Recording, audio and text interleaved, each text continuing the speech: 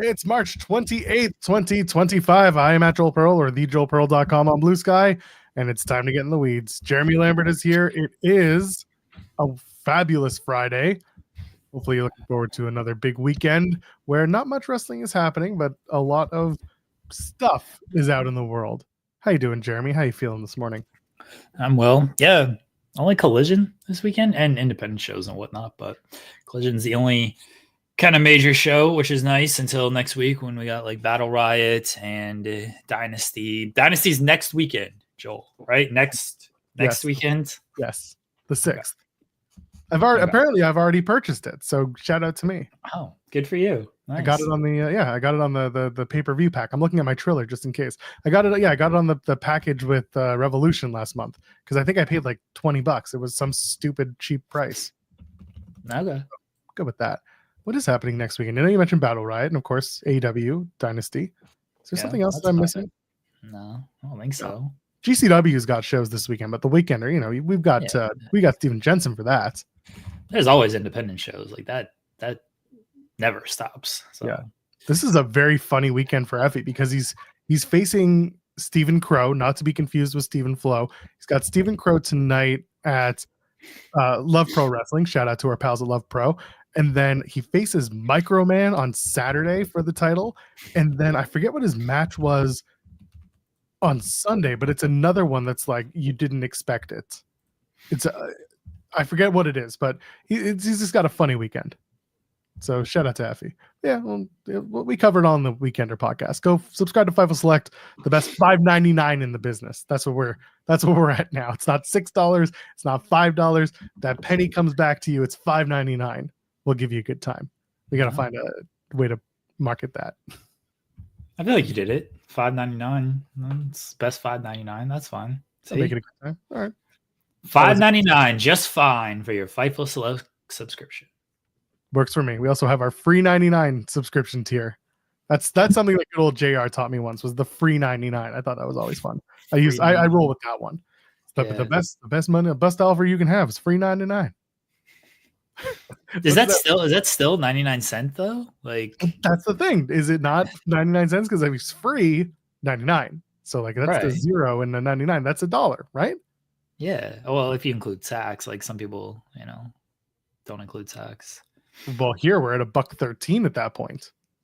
Well, if it's if it's food, we don't tax food here, so you can. So if it's free 99 and it's food, it's only just straightforward 99 cents.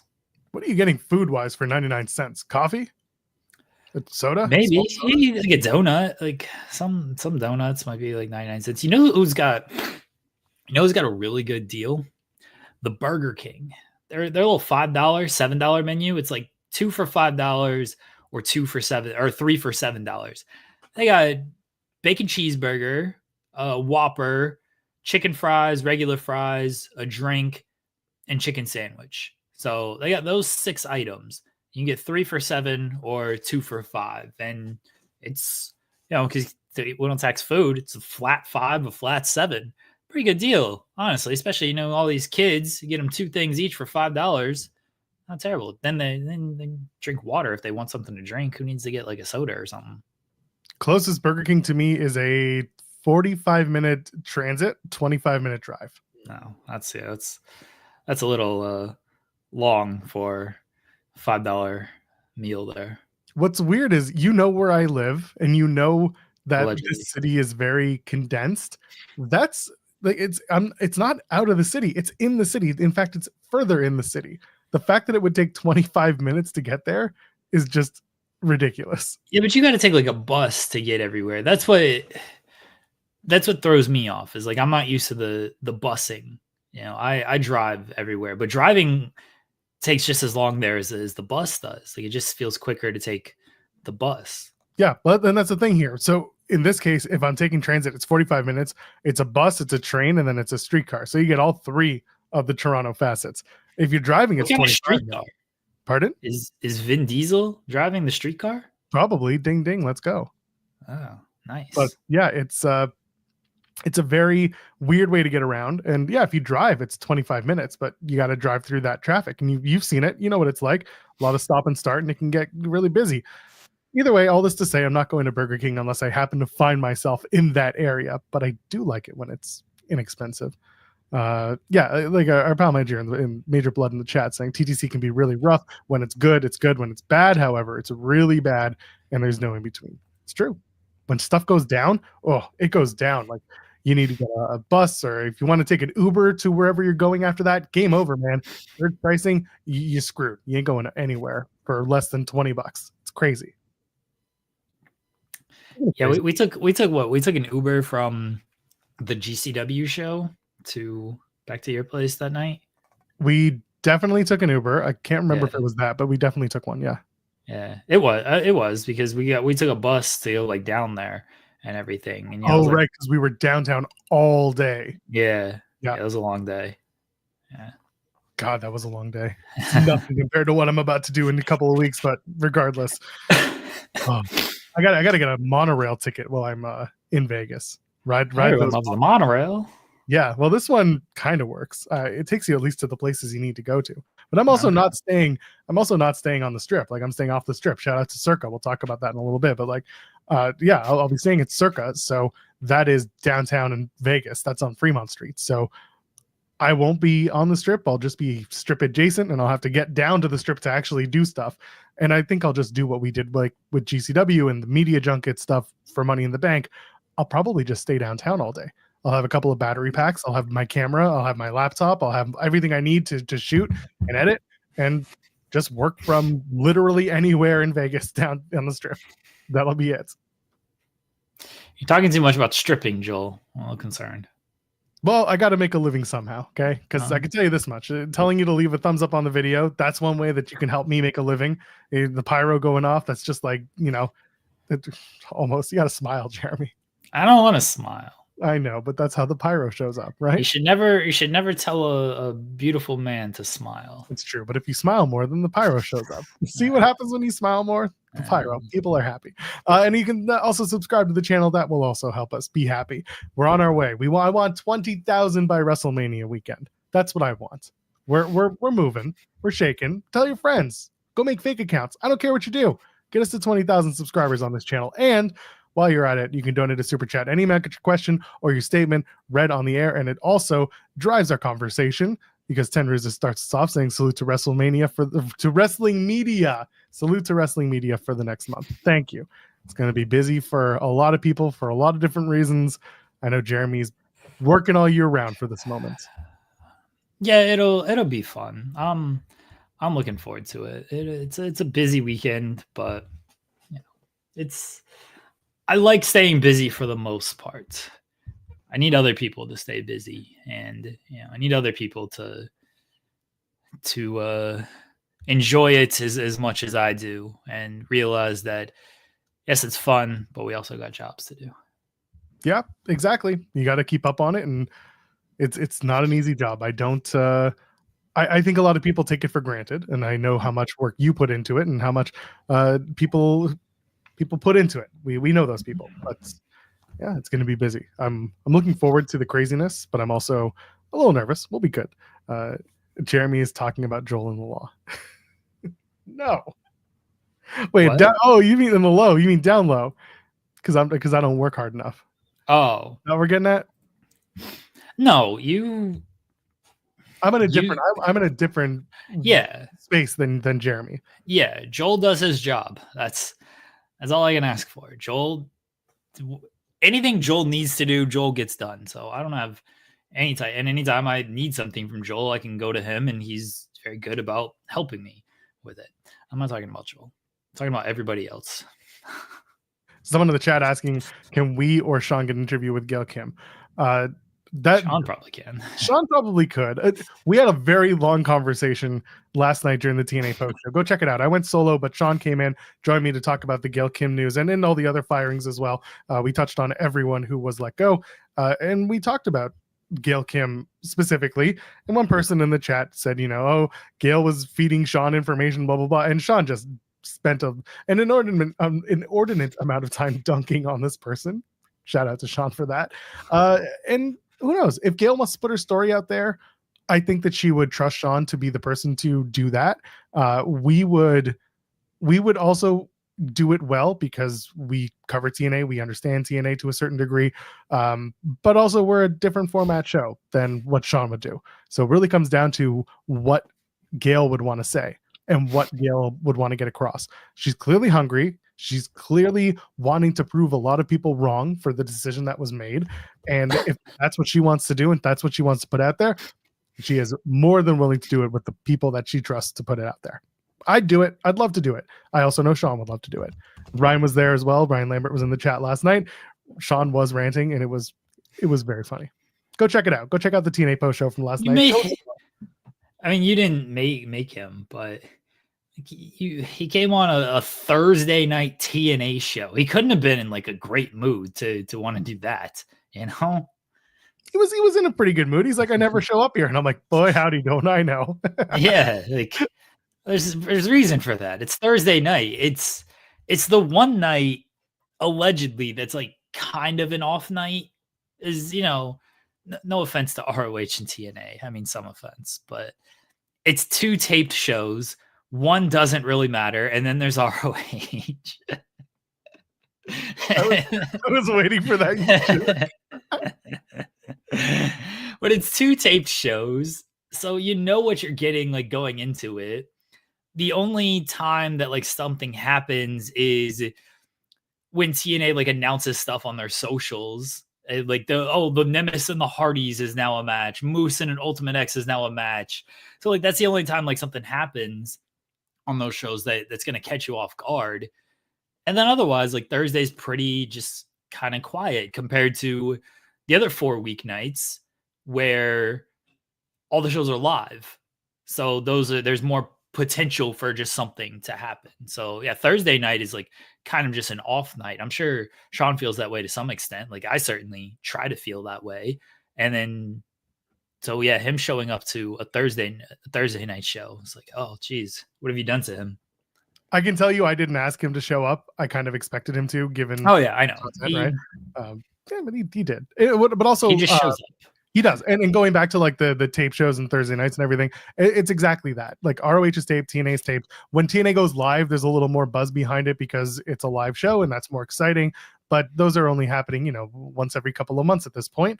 The rest of the shows are taped, and some people are already reading spoilers. Some people just don't care, and it is what it is. So they exist. And TNA, again, this is the thing. They get in their own way every single time. Someone big gets fired and they have a big show coming up, or they have stuff coming up, and it's weird. It's just weird the way that they operate. Tony P sent us a super chat saying, so Joel, just what was TNA's base target audience in current years recently, and you will be, or will you be in the future to come? Trying to figure out what the last part is there. But TNA has always been and this goes back to Jarrett and to Dixie, and this has always been what TNA does, and that is a little bit of everything for everyone. They have the X division. They would do Ultimate X. They would do the hardcore matches. They would do the knockouts matches. They had a very deep knockouts division for a long time. Their main event was always very WWE-ized, but a little bit more wrestling focused when the match came around. TNA's target audience has always been whoever's going to watch us for the talent that we cultivate and the talent that we have. It feels like it hasn't really shifted all that much since Scott came in and since he's left. You can argue that the quality of the stories or the quality of the talent has changed, especially when you lose Jordan Grace, Josh Alexander, Speedball Mike Bailey. I don't even know how much of a loss you consider them. They're losses to the company, but they were expected. The TNA is a stepping stone to a lot of people. It is that great spot. I saw someone mention this, where if you are a middle of the road wrestler, like a mid-card wrestler, TNA being this way or losing TNA affects you the most, because you have nowhere else to go other than the independents to do to become a star potentially and to become a major player. Because if you're not just starting out at the bottom where you can get those reps and get those starting points, or if you're not a main event talent, main event in WWE or in AEW, there's nowhere in the middle. There's nowhere else for you to be a star. If you're in the middle, TNA was one of those places you could go. And if TNA is gone, then those people are basically stuck. They have very few places to go. You have MLW, but GCW as well. but it's not even prestige, but just the fact that TNA has been around for almost 25 years plays into the importance of it. So that's kind of what I'm getting at with the target audience. It's for everyone, but it is what it is.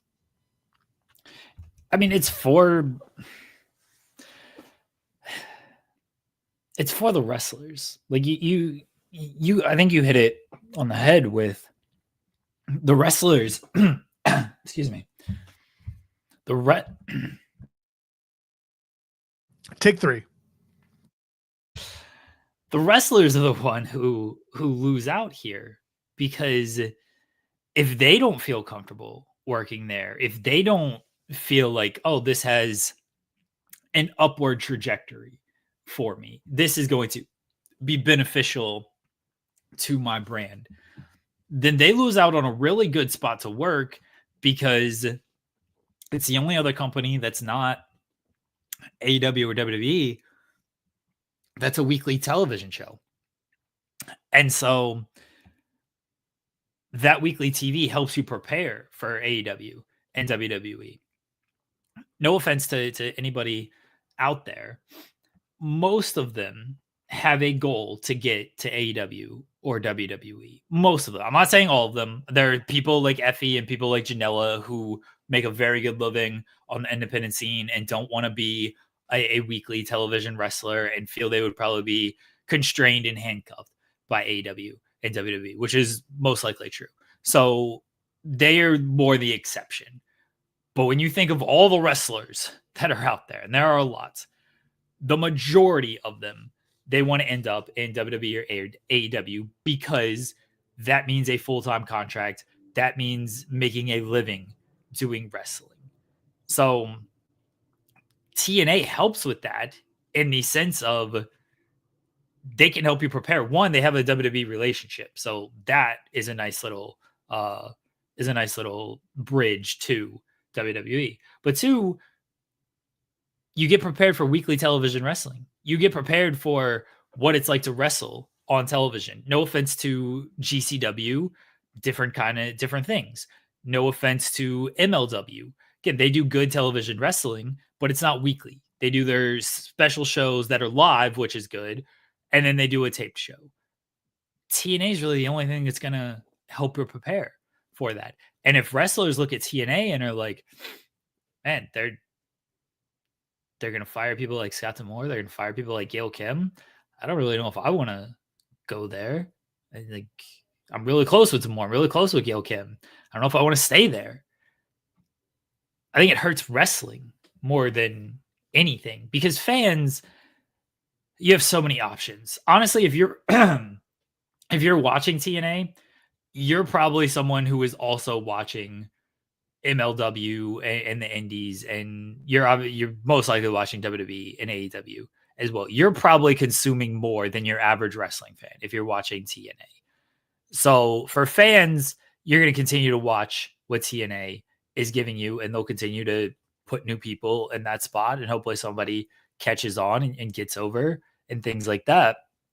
But for wrestlers, I think it hurts them more than anything when people in high profile spots are just let go out of nowhere, because you might expect that from WWE, but I will like the thing about WWE is they'll let wrestlers go, but the people in high profile spots, a lot of stuff has to happen for them to be let go. AEW kind of the same thing. Like, they don't really let people in high profile spots like that go. You know, who's the Jimmy Jacobs, and he wasn't even let go. It was just burnt out, and so he left. Like, who else, like creatively or kind of producer wise, has AEW like kind of parted ways with? Same with WWE. Look who's been there. Like, everybody's been there for the longest time when it comes to producing and in a high profile like talent relations spot, until they get in trouble and they do abhorrent things, and then they're basically forced out.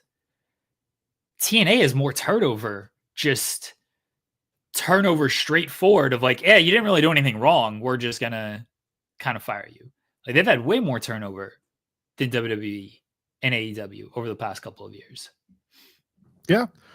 And talking about talent, Santana, Ali, even Joe Hendry to a certain degree, these are guys that would be mid-card literally anywhere else, and they are excelling. One of them is the world champion. Feel how you will about that. I've made my feelings clear about what Joe Hendry's presentation has been like, but I also sing the praises of Mike Santana and Mustafa Ali.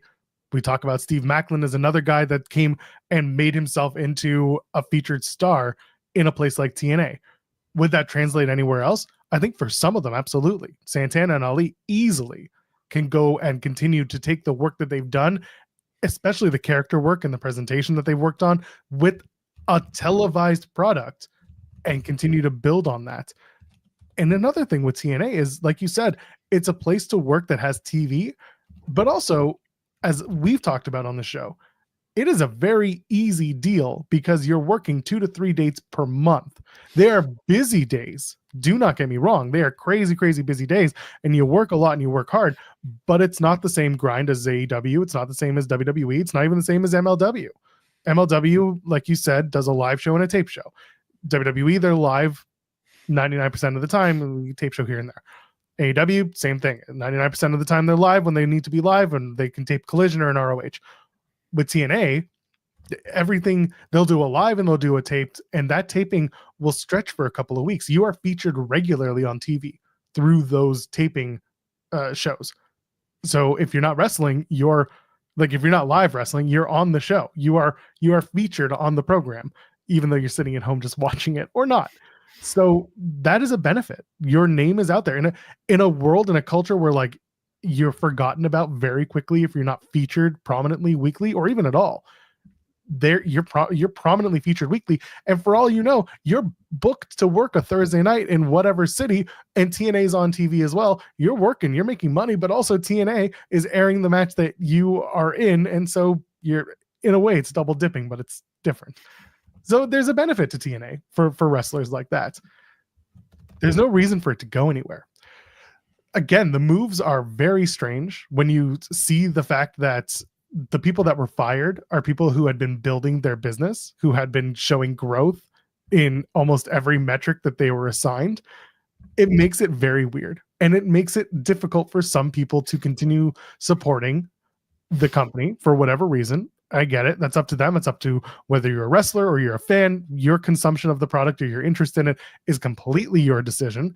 I'm not going to sit here and be like, we're done. Back in January of this year, I was like, I'm giving them until January 20th to the live show to prove to me that this show doesn't completely suck.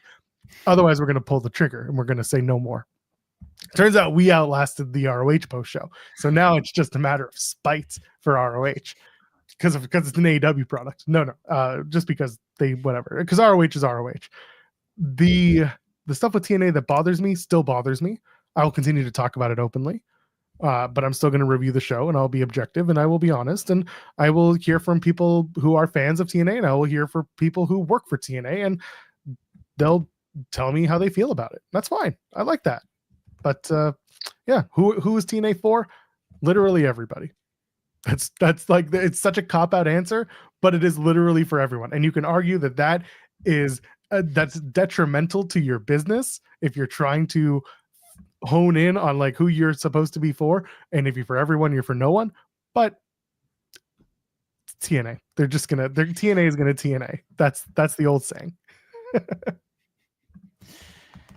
I mean, it's TNA's and TNA and LOL TNA. That's how it goes.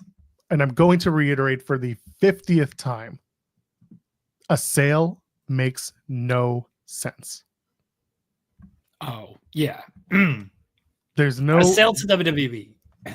A sale to WWE. I mean, again, Anthem, the parent company to TNA, have been very open and very transparent. They don't want to be on Access. They don't want TNA to air on the station that they own. They want a better deal where they are getting paid for the product that they are producing. They want to make money on it, which, shocker, that's business, and that's what you want.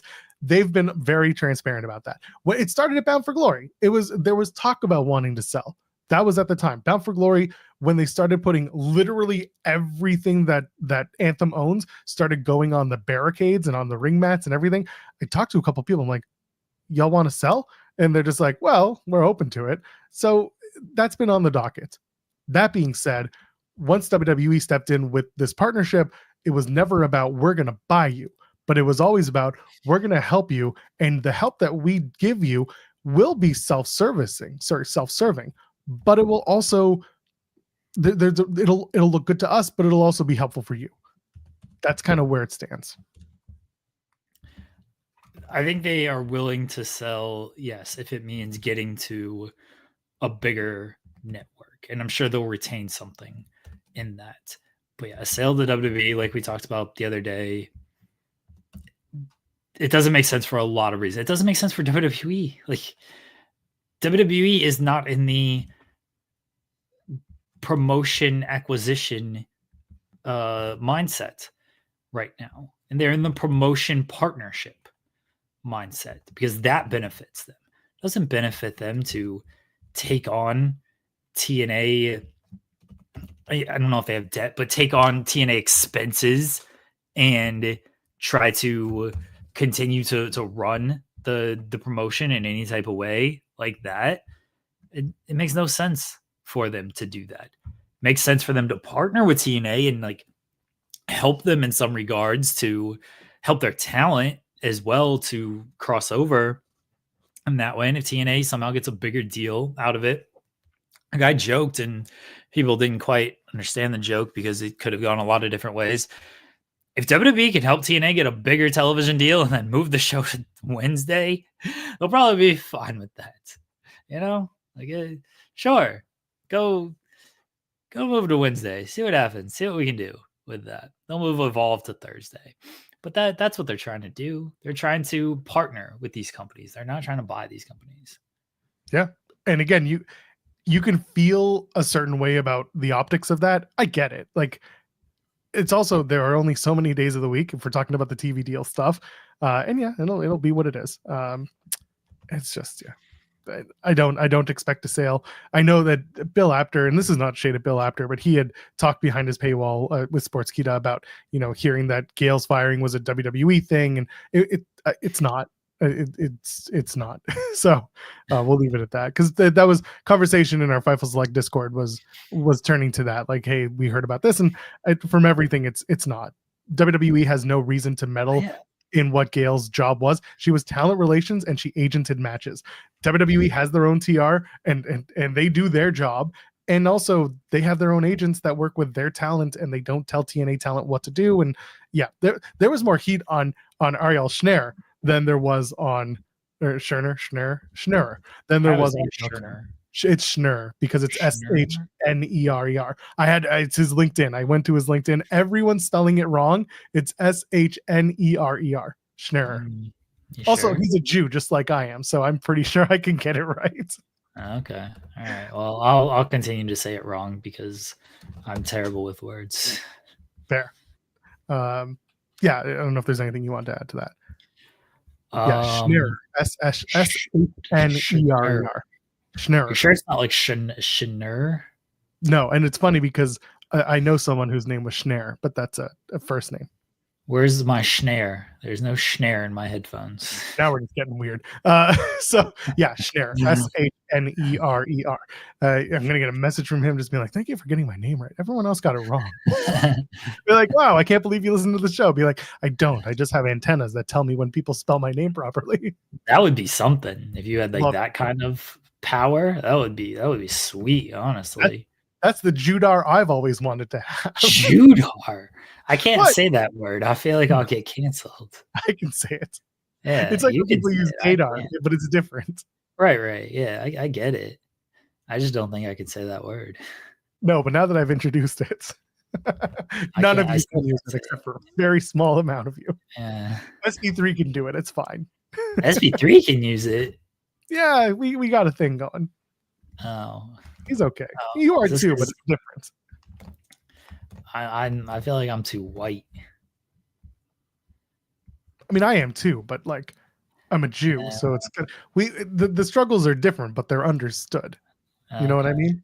Yeah, right. Okay, I get it. Yeah, there's it's a mutual respect and a mutual understanding. Right. All right. Sorry. Sorry, my white privilege is won't allow me to say that word. Which fair. I mean, I get away with a lot of other stuff as a white person. So True. Yeah, SB3 gave Joel a pass. Well, it's nice to have. White people suck anyway. It's true. I going back to like the partnership and everything, and you mentioned like the different talent getting different opportunities. Holy shit, JC Jane on last night's episode of Impact basically like showed everyone how she could be a major women's champion if you just let her be that wrestler, because she went nuts with Masha. They had a fantastic match, like better than it had any reason to be. And I looked at it, I was like, this JC Jane, break her away from what she's doing in NXT, and this JC Jane is like a credible world champion.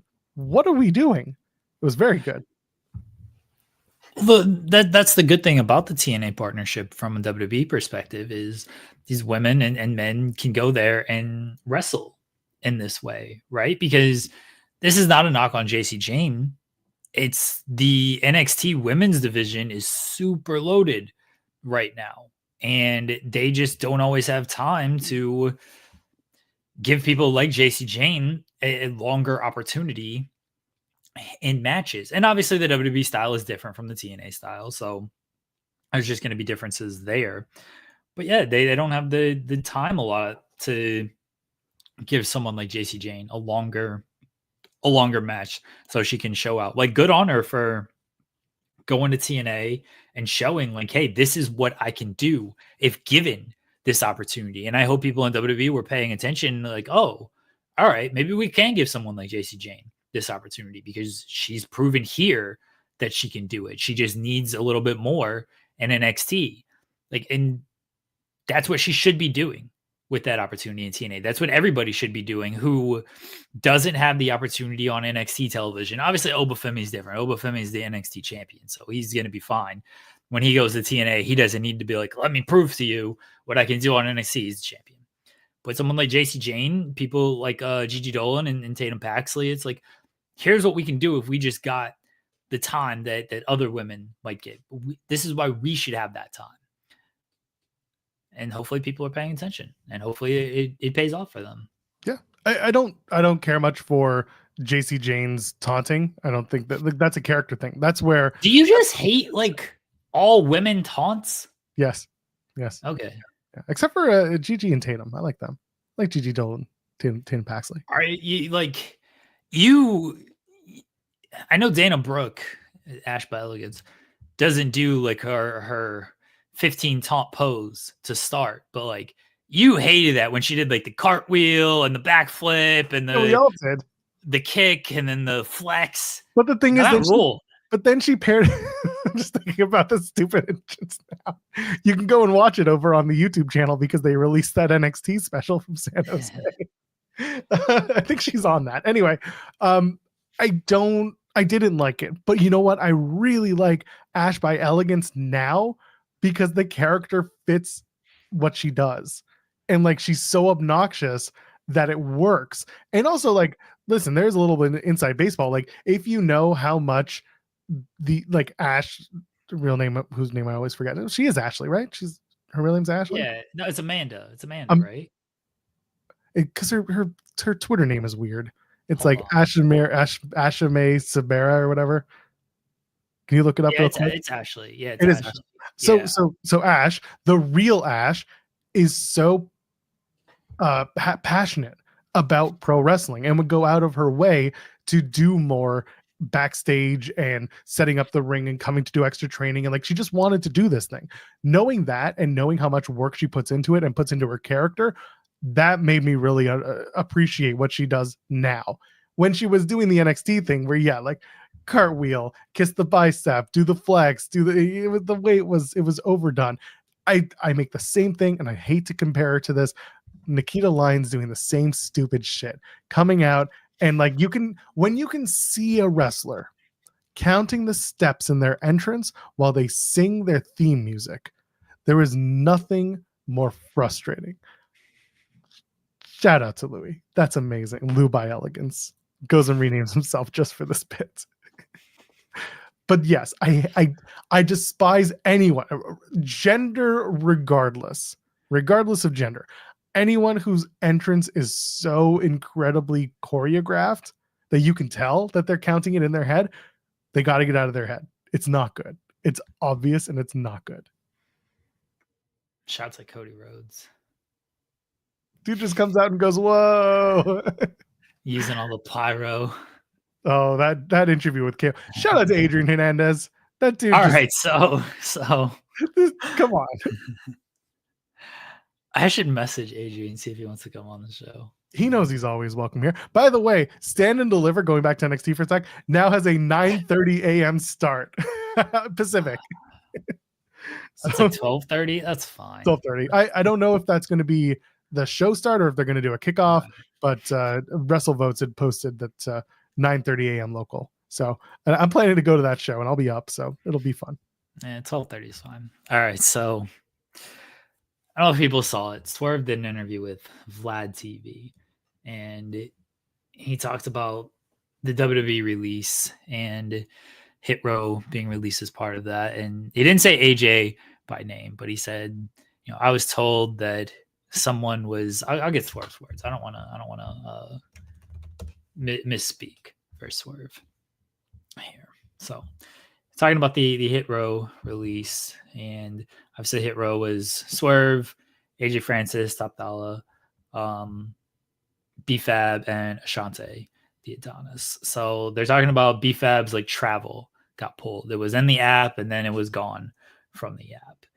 And Swerve says, let me find the words again. I want to make sure that I get this. Okay.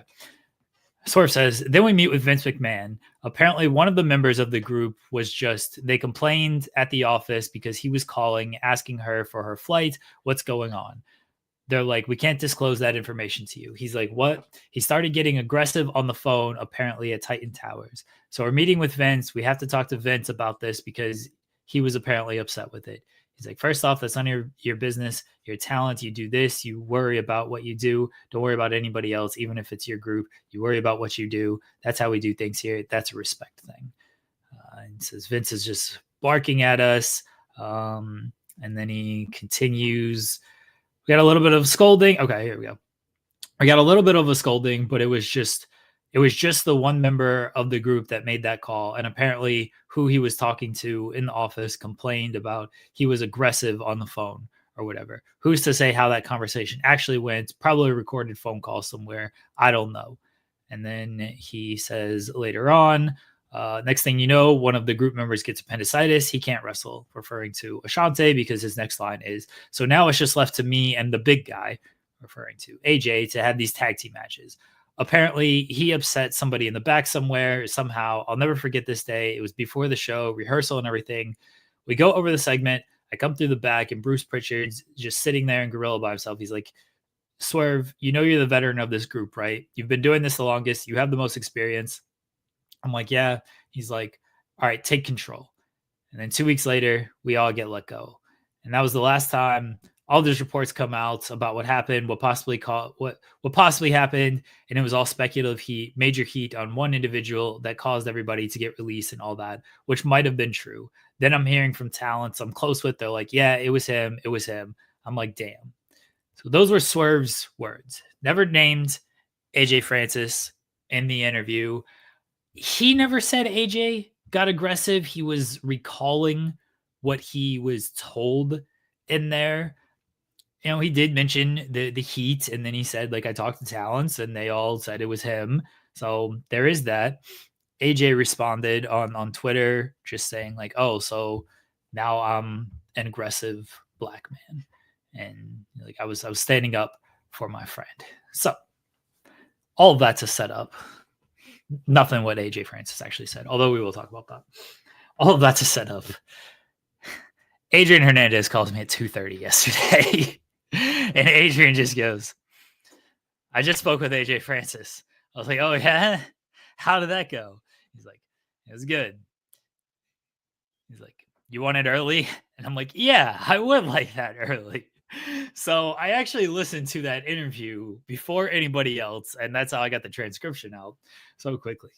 Because Adrian knows what I love to do, and that's please DM me the scoop so I can pre-write this story. So Adrian DM'd me the scoop, in this case, the interview, so I could essentially pre-write the interview. AJ responded to Swerve, said his piece on things. I'm not going to get into their relationship or seemingly lack thereof. That is for them to hash out. I will say, if you've been paying attention from the time they got released to now, you can see that they maybe haven't been on the same page with things, but they've both kept it relatively civil in interviews, which good. We don't need to. It makes my job a little fun when we get stuff like this. The drama is fun for me as a viewer, but I don't want anybody to actually fight or anything like that. I would love it if everybody just got along with these things. But AJ said what he had to say. He talked about, standing up for Brie, wasn't getting aggressive or anything like that. And look, they were brought back under Triple H. And I know AJ got let go again, but they were still brought back under Triple H. So clearly, whatever happened the first time around was forgiven to the point that everybody got brought back. Swerve obviously didn't, because he was with AEW, but they tried to get him too. So, listen to the interviews for yourself is what I'm going to say about that, and make your own conclusions on that. I hope they settle things. I don't know how they're going to settle things, but I hope things get settled. And see each other at Wally Mania. It's going to be so awkward. I mean, they might, the thing is AJ mentioned this too, is that interview didn't come out until Monday night, but it was recorded after Revolution, which was early in the month. They saw each other Sunday at the Chris Bay benefit show. And AJ was like, things are cool there. Now, if that interview had come out on Friday night and they saw each other Sunday, who knows what would have happened? I would like to think that out of respect for Chris Bay and the show they were working, things would have been fine. But who knows? I'm sure they will see each other at some point again, and we will see if anything happens. I hope they work it out. But shout out to Adrian Hernandez for messaging me and being like, you want this early? And I was like, yes, I do want this early. He's always good to us like that. He'll show up in my house and sit in this chair. Maybe I'll do that at his house. That's what I'm going to do. I'm going to do this show from his house. I'm going to sit in his cuck chair. In his cuck chair? Yeah. His cuck chair. Wait a minute. It feels wrong.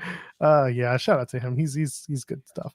Let's hit a couple super chats. Sean Garner asking, could Gail Kim go back to WWE? Yeah, of course. Yeah. Listen, the interest is there. People from AEW and WWE and elsewhere have reached out asking about Gail Kim and like her availability. And if Gail Kim has something to prove, Gail Kim will go where she wants and where she's paid and where she thinks she can be of the most value. And if that's WWE, great. I know there was some talk about, something she said in 2020 in an interview about Stephanie McMahon and whether or not the push for women's wrestling was as strong as it could have been. I think we've been okay. We've been proven that anyone can come back at any time. That's just kind of the way it is in wrestling. Are you frozen? No, you're back. Wait, you're frozen? I froze. Yeah, I froze. You're back. We were just talking about how anyone can come back in WWE. Yeah. Like, just because you said something 5 years ago doesn't mean that those feelings persist, unless you said something so incredibly disgusting, which in Gail's case, she didn't. She said what she felt about women's wrestling and what Stephanie did or didn't do for it back in her day. Yeah. I mean, even then, as a Rare Beast points out, if Punk can return, anyone. Punk said some stuff that you would think, oh yeah, he ain't returning.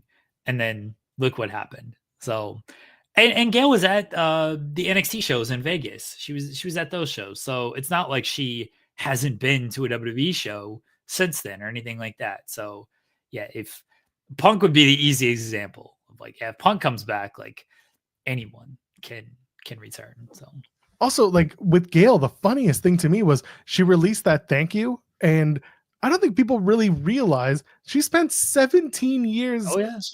cumulatively at TNA. Like she's had her WWE stints were nothing compared to the TNA run she had, both in front and behind the scenes. Like she's very TNA. So for her to come back to WWE, that's like it's not coming back home. It's coming back to where you got your major televised start. But like TNA was the place where you cemented your legacy as talent and as a producer. So it's always funny to me. People just equate her to WWE.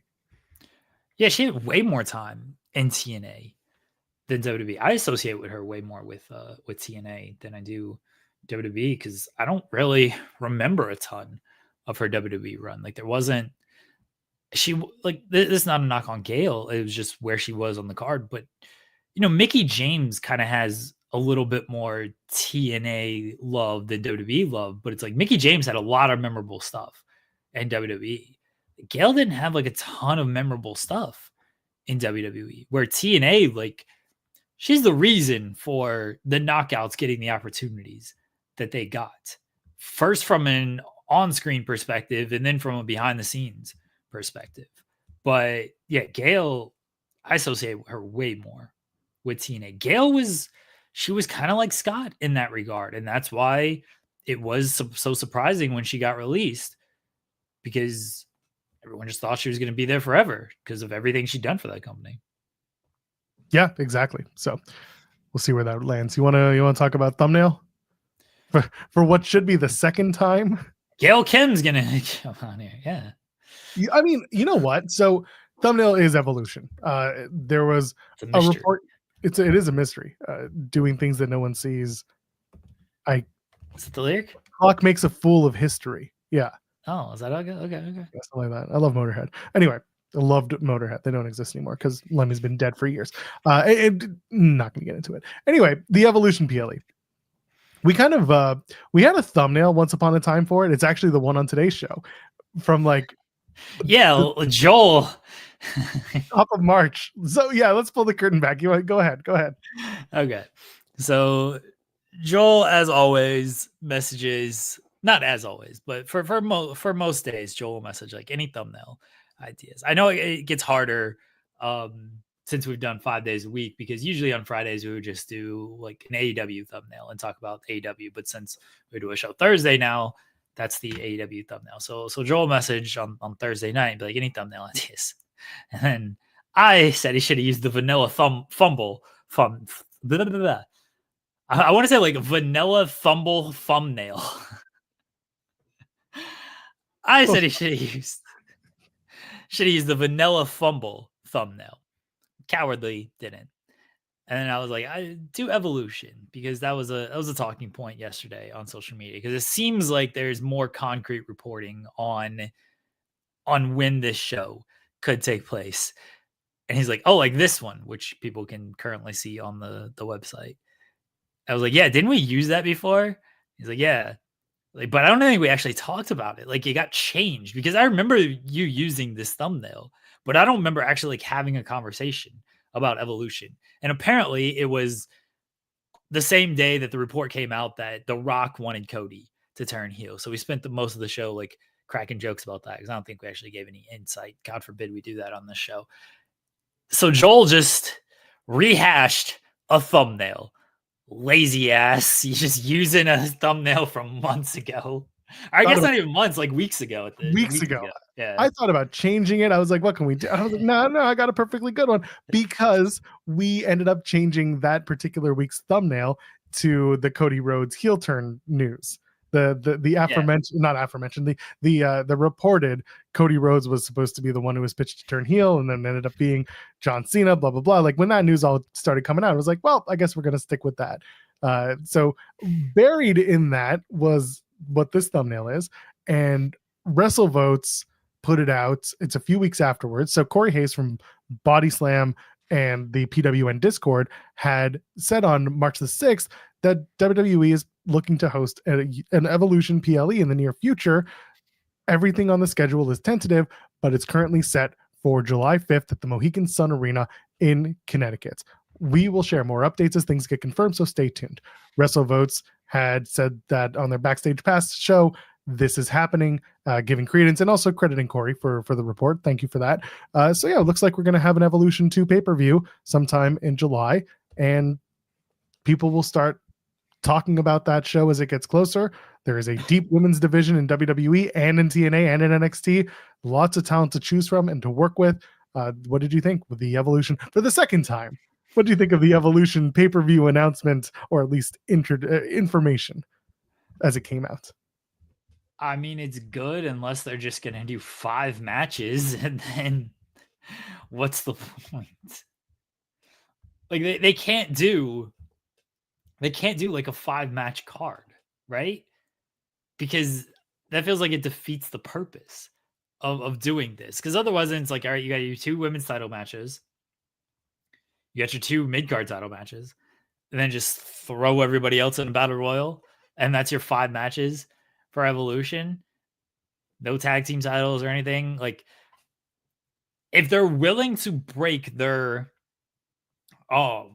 PLEs are only gonna be 5 matches because they're the most important matches, if they're willing to break that, then I think it's a really good idea, and we should get a lot of cool stuff out of it. You know what they actually could do? I'll allow a 5-match. I know they're definitely listening to me and my whims here. I'll allow a 5-match Evolution PLE only if the SmackDown before and the Raw after are also all women's shows. Then you can do 5 matches. You can do your 5 big matches, fine. But the SmackDown before and the Raw after, they are also just all women's matches, or all women's segments, all women's shows. That's it.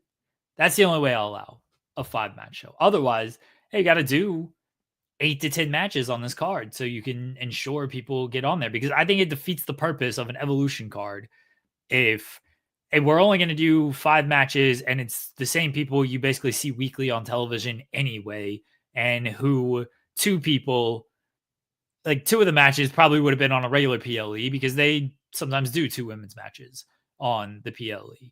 So it feels like it defeats the purpose if it's just a 5-match card. So the last one had 7 matches. They had 8 matches, 7 of which were televised. That included a 20-woman battle royal as well, yes, that had a women's championship match attached to it, and Nia Jax won that. There was a good mix of talent for that particular show. That was the main event, was Ronda Rousey against Nikki Bella.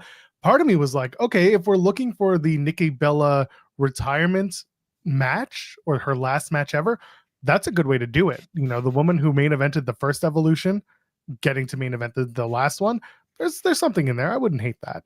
But yeah, Becky Lynch and Charlotte Flair, they did their 30-minute last woman standing match. That was a good match on the show. They had the Mae Young Classic tournament final with Toni Storm and Io Shirai, who is now Io Sky. Then they've done 6-woman tag matches and tag team matches, and they had the women on the card, and it was only 7 matches. So you could do a 7-match card if you include another battle royal with stakes and just make it a big show to go. I don't know how important it will be to have a match like Rhea versus Bianca. People are mentioning that in the chat. That's a big match to have, but is that something you want to do at this particular show? Or do you want to do like a special attraction match, like I mentioned, with someone like Nikki Bella, who would absolutely attract certain fans who are fans of the Bellas, who appreciate what Nikki's done, and also Nikki herself, who has come back, did the Royal Rumble spot, and kind of said, I'm planning to do more, but she's not on the WrestleMania card, at least as of right now, 3 weeks out. And usually when you're at this point, unless you're in a random ass battle royal, probably not going to be on the card. So this is, to me, the next logical thing you could do to make a big deal for Nikki Bella, sell a lot of tickets. You have the history of Nikki being part of Evolution 1, so it's there. I see you laughing. What's so funny? Nikki Bella retirement match? I like this idea, by the way. I got no problem with it. I love Nikki Bella, Nikki Sawa. Love her. Her doing a retirement match here, getting a big match, headlining Evolution, all for it. Think it would be great. You know what's going to happen. Oh, no. Back down, baby. Who's retiring Nikki? The Queen. The Queen will retire her. I knew you were gonna do that. I was so I should say it's so true. Oh, the queen gets that spot, baby. Gets to end Nikki's career. Did she eliminate Nikki from the Royal Rumble this year too? Maybe. I gotta look that up. Because no, it wasn't it Roxanne. She eliminated Bayley before. No, she was eliminated by Nia Jax. Oh, okay. So maybe it's Nia versus Nikki for the last time. Probably not. Nope. I don't actually. Charlotte versus Nikki Bella is a good. It's a good match. I feel like we've definitely seen it before. We've definitely seen it before. Yeah. I'm trying to think when the last time would have been one. I mean, it's been a while because Nikki hasn't wrestled in forever. Yeah. But... And they're categorically different wrestlers than they were back in their heyday. Yeah, they are. Hold on, I gotta look this up. I see a lot of like tag matches, 1-on-1. Okay, they did. Yeah, they've had 5 matches. Okay. 3 matches. They've done. Oh God. It hasn't happened in 25 years though, or 25 years. 10 years. 10 years, yeah. Charlotte's 3-0 on Nikki Bella. It's gonna be 4-0. It's gonna be 4-0. You know what? There is a story there. Like on Raw, she beat Nikki by DQ in 2015, and then they went the next week, and there was the title change they did at Night of Champions when Charlotte beat Nikki, and then Charlotte beat Nikki at Hell in a Cell the next month, and that was it for Nikki and Charlotte. They moved on. So 4-0, baby. Put the match in a Hell in a Cell, the Evolution. That's fine. I don't know why you dislike Nikki Bella so much. You're gonna put her in a Hell in a Cell against Charlotte. Because her last match against Charlotte was at Hell in a Cell, but not in Hell in a Cell. So put them in Hell in a Cell. Really raise the stakes. Make it just crazy. Ryan's got the right idea. Just all at once though, Ryan. Yeah, not like consecutively. Like she boots them. And then they just have to stay there until all 25 are out there. And then she can stack them all at once. That's how it works. You cannot pin 25 bodies at the same time. The shoulders aren't going to be on. Not with that attitude.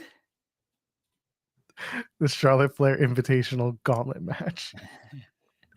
I'm so excited for SmackDown this afternoon to see what Charlotte Flair is going to do.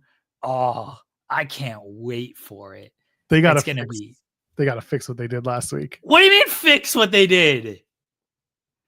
Why are you trying to fix something that it was perfect? All right, fine. Who am I? Who am I to know what's perfect and what's not? They should do it. Oh man, if they do a live promo and Charlotte gets to go out there and cut Tiffany off live and Tiffany's forced to react like in the moment in front of the crowd, because it's one thing to react split screen like they were doing. There's a little bit of a delay, you can maybe get your thoughts together a little quicker, but with an audience wooing or booing and Charlotte doing all that stuff, it's a different ball game, and I don't know how Tiffany's going to be able to do. I can't wait. That's the only thing I'm looking forward to on SmackDown. The rest of the show looks trash, but hey man, we'll run down SmackDown later, but yeah, I don't know what they're going to do about this Tiffy. They don't have to do anything. This is the easiest feud in the world to book. They say, Tiffany, go out there. Here's your bullet points. Charlotte, go out there. You don't get bullet points. And then you just go. That's all you got to do. It seems bad. Grace is mentioning it's Yes Boy Day. We'll get there. It's not trash. I was just being facetious because all I care about is Charlotte and Tiffany. Like the tag team title match should be fine, even though I don't know if the Street Profits or baby faces or heels. Their music sucks. I'm not looking forward to that. I hope they bring back the swag, and they don't mean to brag, but what about it? Yeah, because their new song sucks. Like that's a fine match. LA Knight and Braun Strowman will probably get interference from Jacob and Solo because you have to have one non-finish on every single show. The contract signing, I'm lukewarm after last week because last week, didn't do a whole lot. They got to talk. I need them to speak.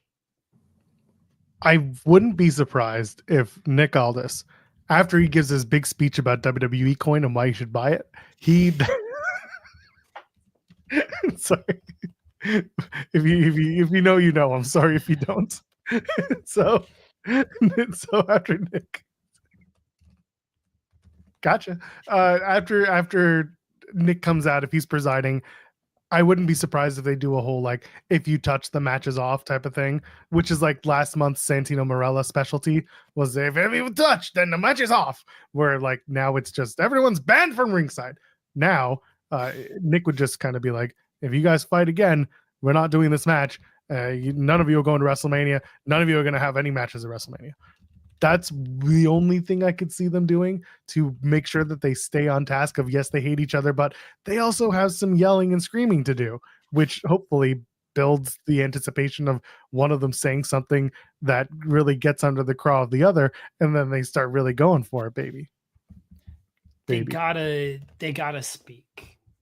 They have so much material between these three, specifically Punk and Roman. But certainly Seth and Roman as well. And I'm sure Seth and Punk still got some material left over. But Punk and Roman have so much material that they gotta speak. I want Roman. I need like chill Roman. Like he sits at the head of the table. He puts his feet up on the table and everything. I need, God mode Roman Reigns of just like this. I'm above all of this shit. Like, why am I even out here for this? That's what I need from Wise man. Roman Reigns. Wise man, give me a big old doobie, would you? That's legal here in London. Yeah, let's smoke a big doob together. I don't know why Roman Reigns voice is always. It's the Keanu Reeves thing. Yeah, but like that's what I need. I need that Roman Reigns of just like brushing off everything that CM Punk says and coming back at Punk. And I need Punk to show, that bite and that fire that he has shown in his recent promos. That's what I want from this segment. I'm very worried that it's just gonna let's point to the sign. The match is officially. You're gonna point to the sign. Yeah. You know what should happen? I said this on Spotlight last night. I'll repeat it here. It should sign the contract. And then Blake Christian should come out and also sign the contract. And then he's in the WrestleMania match because that's how it works. Like he can sign the contract. You should come out, Joel, and you should sign the contract. That's how you get your WrestleMania match. I don't think I can get to London that quickly. No, that attitude. Can I send a proxy? Can I send Alex McCarthy? Oh yeah, SP3 is supposed to be there, I think. Yes, for SmackDown he is. Yeah, because we made a joke about how he's gonna have to sit through SmackDown. Yeah. So yeah, you can have SP3 rush up there or Alex McCarthy. Alex McCarthy won't do it. He's a coward. I don't know. I could probably ask him to do it, and he'll do it. Like, hey, Alex, I need a favor. And he'll be like, what can I do for you, mate? I don't know. They're all the same. All the accents, they sound the same. Why is he Australian? I don't know. The Aussies are just easier to mimic at this point. I like them. I like the English too sometimes. But anyway, the point is, McCarthy will do it. He'll run up there and be like, oh, got to do something for you, big dog. 1 second. And he's just going to sign it. And it's going to be like, who's Joel Pearl? Who is that? They're like, don't worry about it, man. Just enjoy the ride. And Roman would be like, hell yeah, someone who wants to enjoy the ride. Wise man, let's go get some food. Yes, sir, my tribal chief. Your Heyman's not bad. That one I got in spades because it's just old Jewish man. Yeah. All right, Charlotte Flair. I'm with you there, Ryan. That's not bad. Charlotte Flair come out and just booting all three of them and signing the contracts. How would it roll? It's not a title match. She has no reason to get involved.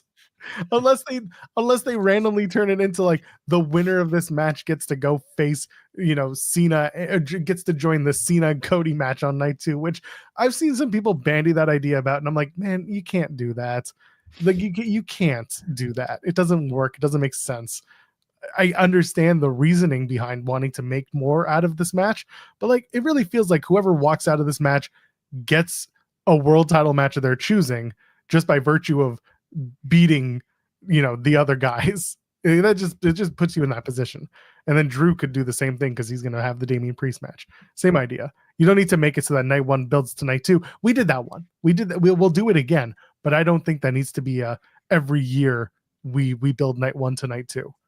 Just let it be. Yeah, I don't like the building night one to night two because I don't think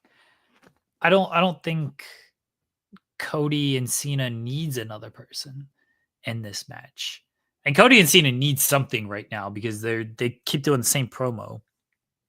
But it doesn't need another person. It just needs they need to deliver on the material they have in front of them because they have really good material in front of them. They're not doing it right now. Yeah, exactly. So we'll see. I hope that the signing is interesting. On the Evolution 2 stuff, there's so much time between now and July to build to this show that I'm curious about, who stands out and what do you put on the card? You've got 4 main roster women's championships alone, plus tag titles, plus you've got NXT championships. If you bring back something like the Mae Young Classic for NXT and you let the finals be, at this Evolution show, that you can make this a pretty fun, loaded card. I don't think it needs to be overly important other than the fact that like it'll be a really fun all women show and it should be a showcase. That should be someone's Grace saying it should be the NXT women. You can argue that all episodes of NXT are Evolution because there are a lot of them and there are a lot of women on those shows. But yeah, I mean, I'm interested, and I'd be interested in having that be a big part of the show. The women's U.S. title, the women's Intercontinental Championship, the women's World Championship, the WWE Undisputed Women's Championship. Like, there's so many things you can do. Have a Knockouts title match. Maybe not, depending on who it'll be. But by then, we might not like who the Knockouts champion is. So maybe not. All right, here's the very important question here, Joel. What AEW event does this go up against? All in Texas is the next week. So probably not anything at this point. Do they hold it off until, I guess they're doing the overseas tour during Forbidden Door. So maybe it can't, unless the overseas tour is just all men and then they keep the women back in the States. I think it very so 2 things. One, historically, we have to remember the original Evolution was made because this was the first Saudi show, and women were not permitted to perform on the Saudi show. So to get some goodwill back from fans, WWE did this all women show. It was originally just going to be a house show in Uniondale, New York, and then they turned it into Evolution because it was like, oh shit, we screwed up the Saudi fans, or not Saudi. The Saudis won't allow the women, and blah blah blah blah blah blah. They won't be on the show, so they made it good. For this one, I mean, this could be a makeup for Saudi stuff, but also they're allowing to have women's matches in Saudi. So I'm less concerned about that. I don't think there's going to be anything that conflicts unless it's going to find out that like, AEW was going to have Collision that night in Connecticut and it's like forced them to move, which is such a micro transgression at that point. Yeah. People are saying the Saturday night's main event, but that hasn't been officially announced, right? Like that was just on like the Peacock schedule, but that was never, they've not announced that Saturday night's main event for the same night as All in Texas.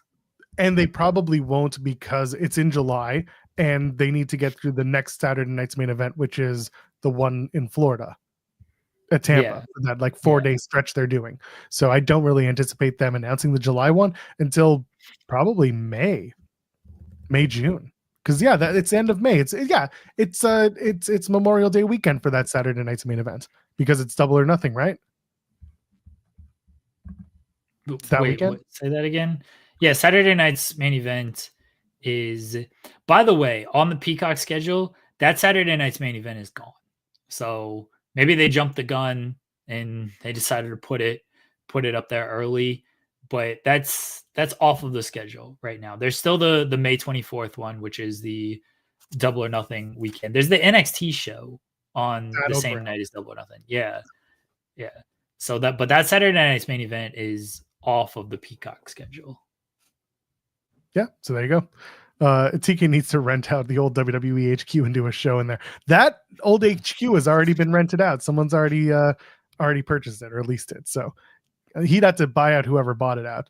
A really funny conversation that came up the other day with some people was because it's Hall of Fame season, right?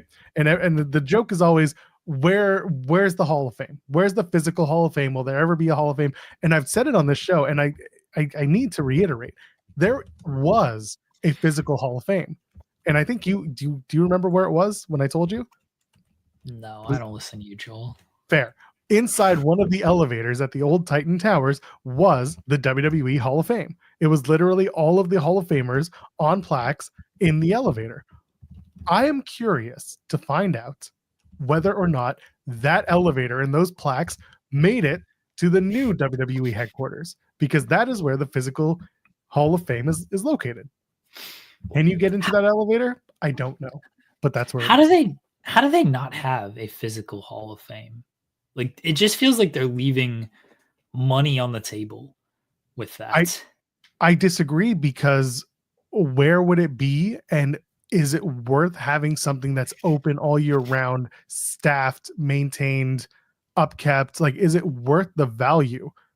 Because they tried it. Remember, WWF New York, WWF the World, and then there was one in Niagara Falls as well.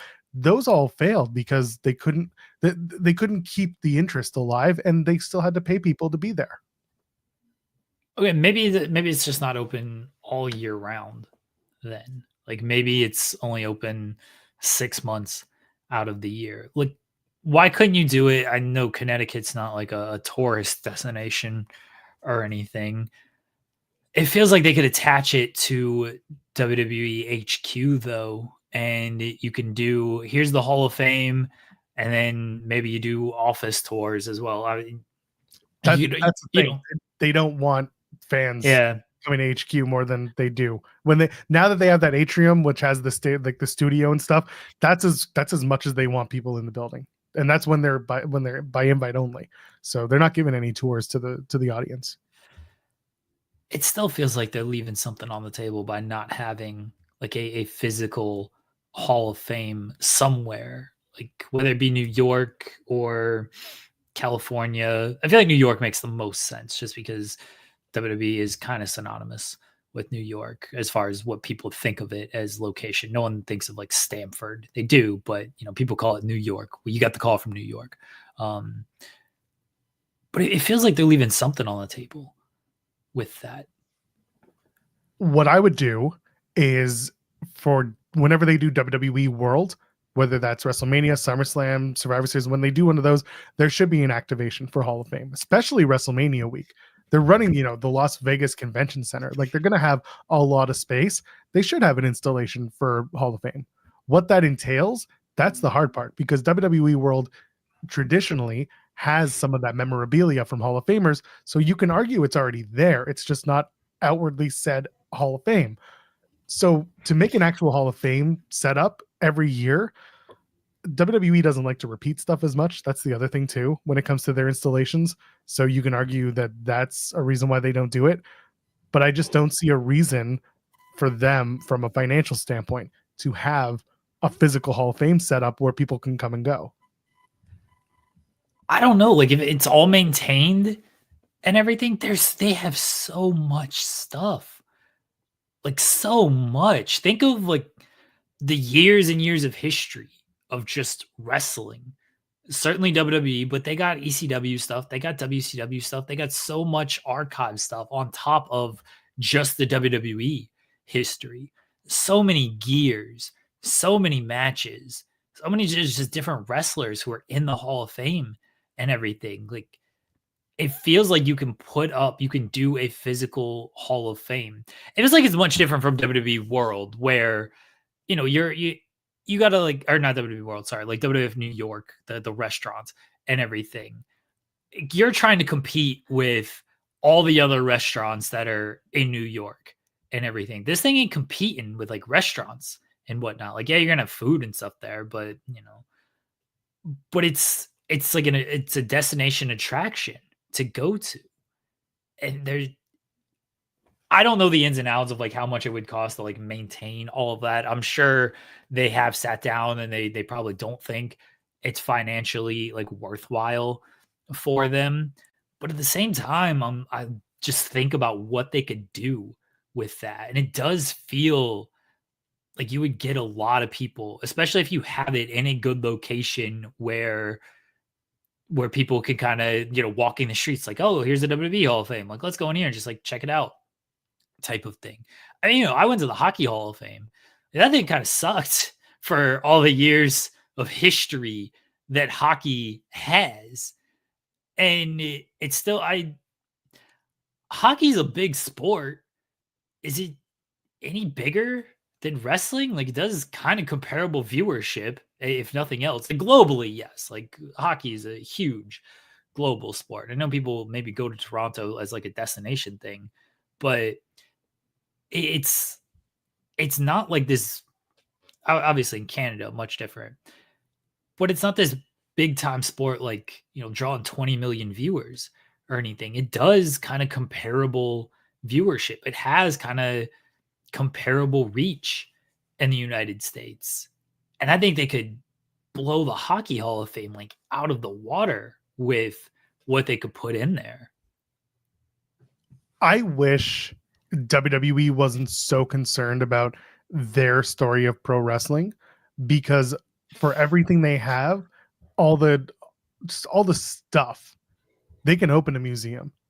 They can open a WWE museum if they wanted to.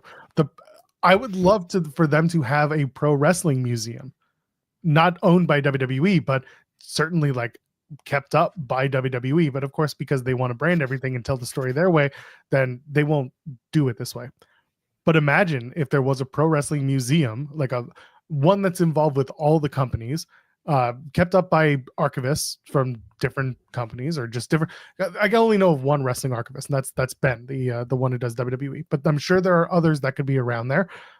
Imagine just a big building that had the history of wrestling, and it includes Hall of Fame. It includes, all of these ridiculous structures like Hell in a Cell and Punjabi Prison and the Fist and all this other stuff. Like, you can make this into a huge business.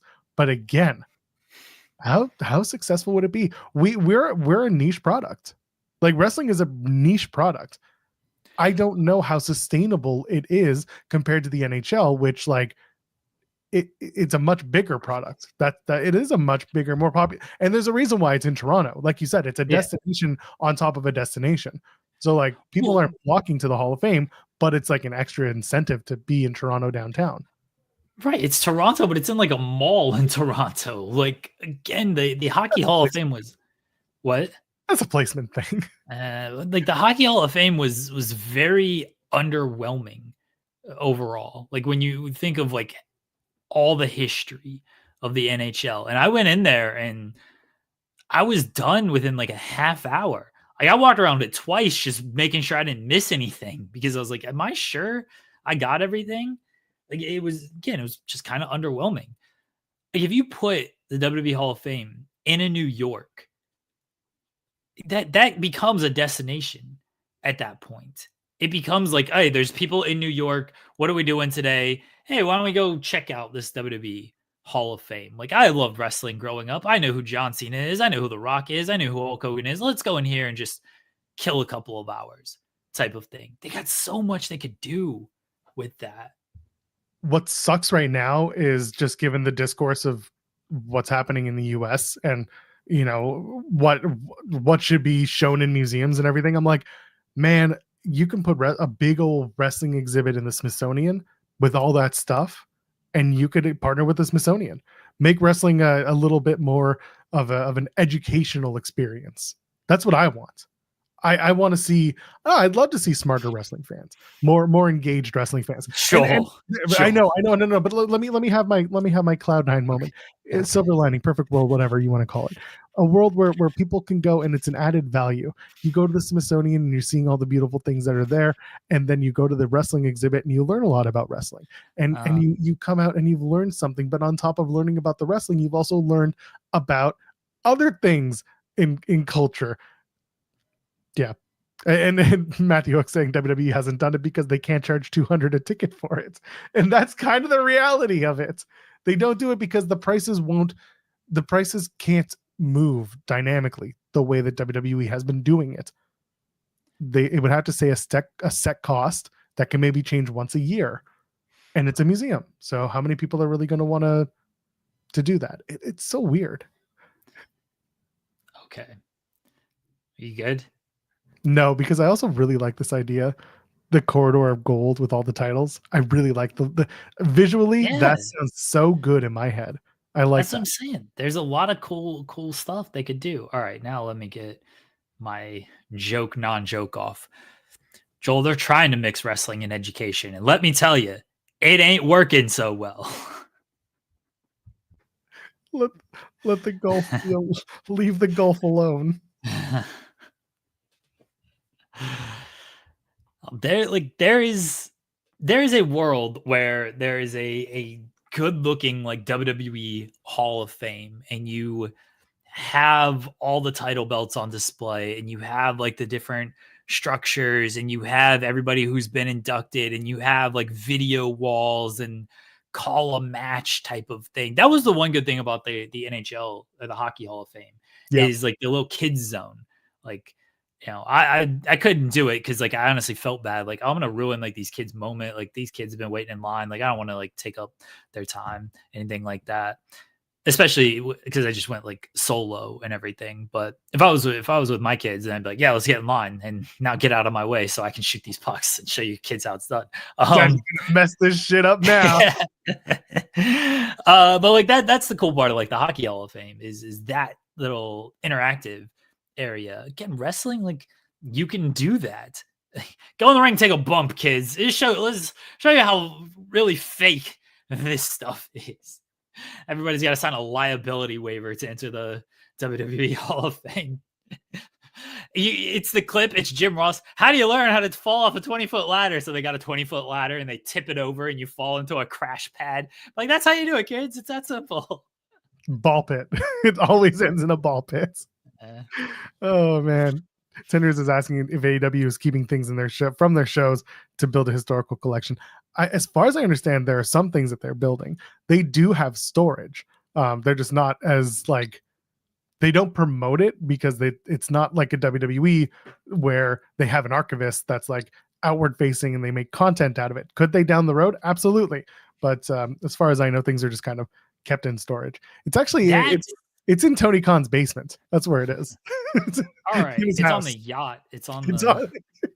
$1 billion yacht. Yeah. Yeah, the helipad doesn't work. It's just filled with AEW props. All right. This is actually what we need. We need Tony to threaten an AEW Hall of Fame. And then WWE would be like, well, hold on. They're going to do a Hall of Fame? Oh, no. Then they will get their asses in gear and they will create their own Hall of Fame. So that's what, Tony, I know you're listening, even though you don't listen to me anymore. Threaten an AEW Hall of Fame. Like, you have plans to build an AEW Hall of Fame. And then WWE will immediately begin their plans for a WWE Hall of Fame. You can bully them in that way, Tony. They might go bankrupt. Think about it like that. Say you're going to spend like $100 million on this AEW Hall of Fame. Then WWE is going to be like, oh shit, we're going to spend $200 million. And then they realize they can't spend $200 million. And then, they might release some talent. AEW can hire all those talent, take all the talent. This is a genius plan, I feel like. It is. This is what I was thinking of earlier, and I'm glad LabGlass brought it up. There is the Hall of Fame in Waterloo, Iowa, and they do an annual event with the Pro Wrestling Hall of Fame. I think it's a little too legitimate for WWE to want to actually partner with them, but like it's a beautiful Hall of Fame. A lot of and that's the other thing too. A lot of like wrestling journalists, dirt sheet writers, whatever, they have been honored by this Hall of Fame in Waterloo. So WWE might be like, no, we don't have full say in that. But if you're in Waterloo, Iowa, I do recommend checking out this Hall of Fame. Yeah, I don't think WWE wants to like do any type of Hall of Fame partnership. I think they should just build their own because they just got so much stuff, man. They really do. Yeah, they do. Someone had pointed out. So I found this. Have you seen this yet? The new Cody shirt. For those who are listening in audio, it says "I won't give up," and on the back it says "Cena did." That's a very interesting shirt. Do you think Cody wears that tonight or on Monday? That's an ugly looking shirt. So ugly. It's you know what it is? It's very Fiend coded. This is something that they would have done for Bray Wyatt when he was doing Fiend stuff. Like the fonts are similar. Yeah, it's got like, I guess it's supposed to simulate blood even though it's not. It's like paint splatter. Jensen's already ordered 5 of them, but that's an ugly shirt. It's not much. Sorry. I can't give you. Sorry, y'all. Let's hit a couple super chats. Volv saying, no shade to the talent. I hope the card for Evolution constantly changes and is up in the air because Evolution is a mystery. A mystery card would actually be great for that. Like, I think that Triple H might do it just to pop himself. He's like, Evolution, get it. Remember? Mystery Vortex. Yeah. So, why are Ric Flair, Randy Orton, Batista, and Triple H on the card? We have a little bit of a miscommunication about what the show is supposed to be. I thought this was supposed to be the gathering of Evolution. Our bad. We won't let that happen again. The main event is like the fatal 4-way from Evolution. But I don't know. Mystery Vortex style show would be a lot of fun. See, I think you can get away with that nowadays since everything's just on the Peacock subscription. Obviously, you got to like sell tickets to like people, but with everything just being on Peacock, you don't have to fully announce a card. People are just gonna like tune in, and I think there's intrigue and something like that. If you did it, you'd probably run like a smaller-ish venue. You wouldn't be putting that show in like a stadium or anything. You'd sell out just on the WWE name alone. A mystery card. You'd sell out a basketball arena with that. Like, oh, it's a PLE, it's a mystery card. Like, you'd get people there. And then it turns out it's all ID talent. Oh yeah, like I think that'd be hilarious because they just piss everybody off, and then that's funny to me. But I don't think they would go that far. I think they would have some self-preservation of, we got to deliver, like top tier talent here. Fair. And Ryan Lambert pointing out, mystery vortex is kind of mystery wrestling is, the talent who's coming, but you don't know what the matches are, and you don't know all the talent, but you know the important ones. There aren't that many like surprises when it comes to mystery wrestling. Shout out to them. They rule. Keep going. Mystery Vortex is a PWG thing. That is, but PWG is on hiatus right now, so someone could take it. I'm surprised. The Casino Gauntlet is kind of like that, but it's not matches. It is a mystery in that you don't know who's coming out next for the match. So again, people like mystery in wrestling. It's fun as long as it's not, who do we push off the shipping, the loading dock onto a car. And even though there's tons of cameras, they still haven't done the footage. Where's the footage? Where's the footage from the Jade Cargill fall? Where is the footage? When will they release it? When they announce that it's Bianca who actually did it and she facilitated the whole thing, they show her paying off Naomi. Like, here's $10,000. I know you need it, so go and push Jade off this car. What are we doing? Not important. Kaza sends some money and says, money's for the best morning show in wrestling. Thank you. Hashtag Appreciate better than you. Busted Open. We are. Appreciate I'm going to beat up Dave LaGreca. He showed up on my TNA post show last night. He showed up on screen? No, he showed up in the comments. Oh, really? Chat. Yeah, he saw that Sean was there. So when Sean mentioned Busted Open, he was like, "Oh, don't talk about Busted Open. Joel hates Busted Open." I was like, "More than you know, buddy. More than you know. It's on. It's on like Donkey Kong. I'm telling you." Tender's letting me know that they're unveiling a Lemmy Kilmister statue in the UK. About time. Oh, okay. Been dead for many years, almost 10 years. Good Lord. Has it been 10? No. I think, it's got to be almost 10 years. I think he died in 2016. I like Lemmy. I miss Motorhead. And Tender's also adding in the new WWE HQ is huge. They have the room, or they update the warehouse with the Hall of Fame part. So much stuff. AEW needs a separate HQ, more focused. On the WWE side, like we were saying, if you start inviting people to come to HQ, it's going to be it's not going to work. It's going to be such a problem. I don't think they want to involve fans more than they do for like once. They've only done it once. That's the thing. Like for the Netflix announcement party or whatever they did when they had the big production on YouTube, I don't think they want people hanging around the office. There's nothing sexy there. You see what you want to see or what you're supposed to see, and that's it. That's all they want. The warehouse, you could do something in Florida, maybe. You could turn something, from attached to the PC with it. I don't know what they could or wouldn't want to do, but yeah, there's that. For AEW, again, they're a young company. I don't know what exactly they could put into a physical space, like a historical space, that would, attract people. And this is not a knock at AEW. It's just like, what things do they have that they don't use anymore that would be like, oh, I have to go and see this? Just Bryan Danielson's white t-shirt.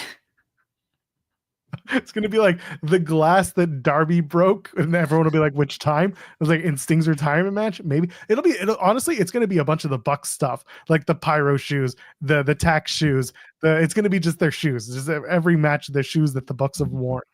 I can't think of, like, other than gear that wrestlers have worn, I don't know what AEW has that would be of interest to fans.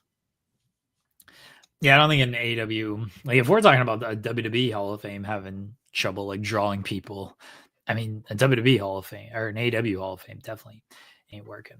I mean, to Tanner's point about like a separate HQ, they don't really like have an HQ, do they? They have offices at Tony's yacht.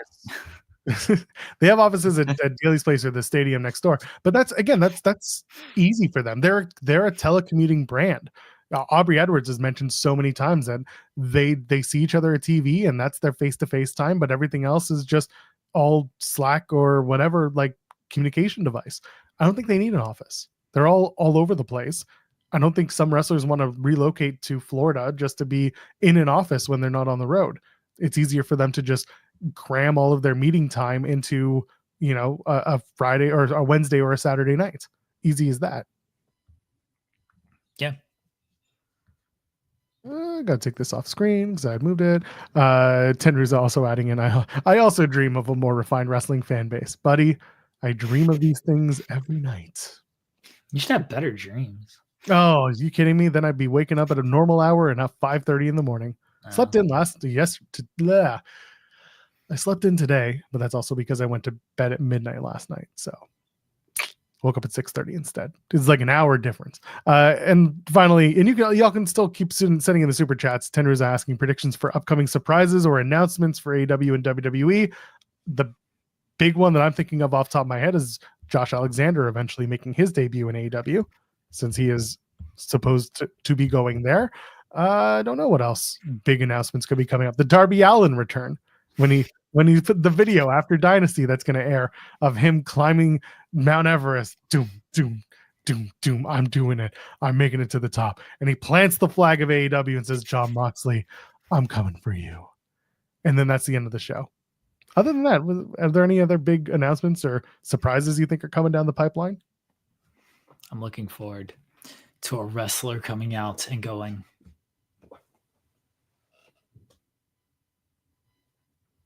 that's it. That's all I care about. Point to the sign. Henry asking the real questions. What frame rates do you dream in, Joel? 12. My brain can only go so fast. To get to the point. Joel burying all these frame rates, and then he only dreams in 12. Cowardly. When you get to that point, people think about babies, right? They think not people, but some parents, babies and dreaming and all that. And there's been no proof that babies can dream, but the belief is that toddlers start to dream around like the 2-3-year-old mark, and the dreams are mostly, they're still images. They're still images of their day, of their experience, but other than that, you just don't, they don't dream. So that's kind of where I'm at. I dream like a toddler. It's just still imagery. All in my head. Okay. I was going to call you dumb like a baby, but I didn't want to be mean to babies or you. That's very mean. The big announcement is I'm going to take down Busted Open. I am going to be the next host of Busted Open, and I'm going to change the name to I don't even know. We open weed season. Open weed season? No. I feel like that's I don't know. I feel like you're only allowed in certain states with that. Well, Canada wide, we're okay. Listen, if SiriusXM wants to buy this show out, put it on Sirius as an attachment to Busted Open, I'll take that money. Sure, why not? I don't We'd know. have to change time slots though. When would we air? We would now be at 10 at nights. We would Oh. we would be the after dark. No, I would say they do Busted Open after dark. True. We will be the afternoon drive time. Oh God. Okay. Gives us what to do. Well, or they'll put us in the early morning. We'll be the 3 a.m. time slot. Well, we could do 8 to 10. Oh no, they start at 9, right? Yeah, they start at 9. They We can do start- 7 to 9. Oh, so early. You're already up that early. I'm up that early for the most part. Yes. Sometimes I'm like, we can start at 9 today, but I'm like, nah, I just have the balance out time. Yeah. I would like to see you and Bully Ray host a show together. That probably wouldn't like be as entertaining as y'all may think, because I don't really care what he has to say. And I'm not like, that sounds a little dismissive, probably because it is, but like, he's gonna say some stuff and I'm just gonna be like, okay, that's dumb. And he's probably just gonna continue to expound upon it, and I'm like, because it is just dumb, dude. That sounds stupid. Like, I'm not gonna give Bully Ray anything. I'm not, unless the money's really good. Then you want me to be Stephen A. Smith and just arguing? Like, fine. I will. You're going to be doing it. Yeah, I'll gladly do that. But I'm not an argumentative person with this stuff. I'm very, let me present my ideas and how dumb my ideas are and crack jokes, and that's it. Yeah, I would treat Bully Ray like I treat Joel. I'd be like, all right, that idea sucks, Joel. Let's put it in the trash can. I do the same thing with Bully Ray. Doing that to Bully. Yeah. He'd probably get like super heated with me. I'd be like, sorry, dude. Come up with better ideas. You don't know shit about the wrestling business. What do you know? I'm going to get a trash can too, and I'm going to put all of your articles in there. And they'll be like, all right, cool. I still got paid for them. So what do I like, all right, sure, dude. He would hate the no sell. That's the thing, is this is not, I sound awful saying this. I would treat him like I treat my children. Is like, you just got to no sell their shit. You know how kids are, Joel. I mean, you know, 12 of them. You know, they throw their tantrums and they just want to get into a screaming back and forth with you and everything. I'm like, all right, dude, like, you still just need to go clean your room. Like, you do realize you yelling at me for all of this, it's just you taking up time that you could just clean your room and then you can go play your video games the rest of the day. Like, you are wasting 15 minutes of your time yelling at me when you could have just been done with the task that I've assigned you and you could get back to your video games. Like, that's how I treat them, is they would just like yell at me over, no, this is a great idea, blah, blah, blah, blah. Like, all right, cool. Can we move on to something else? Like, you've just wasted 15 minutes when we could have been talking about Thea Hale. Instead, you want to present your idea of John Cena's heel turn better, how you would have done it so much better. That's why I'd be bad. Like, I would be terrible. Like, bless Denise Salcedo for, like, she's a complete professional with that. I would not be a professional when it came to that. I would just be like, yeah, that's kind of stupid. Anyway, moving on. Here's my just as dumb idea. And like, they'll be like, this is why it's so bad. This is why you're wrong. I'm like, all right. I don't pretend like my idea is any good.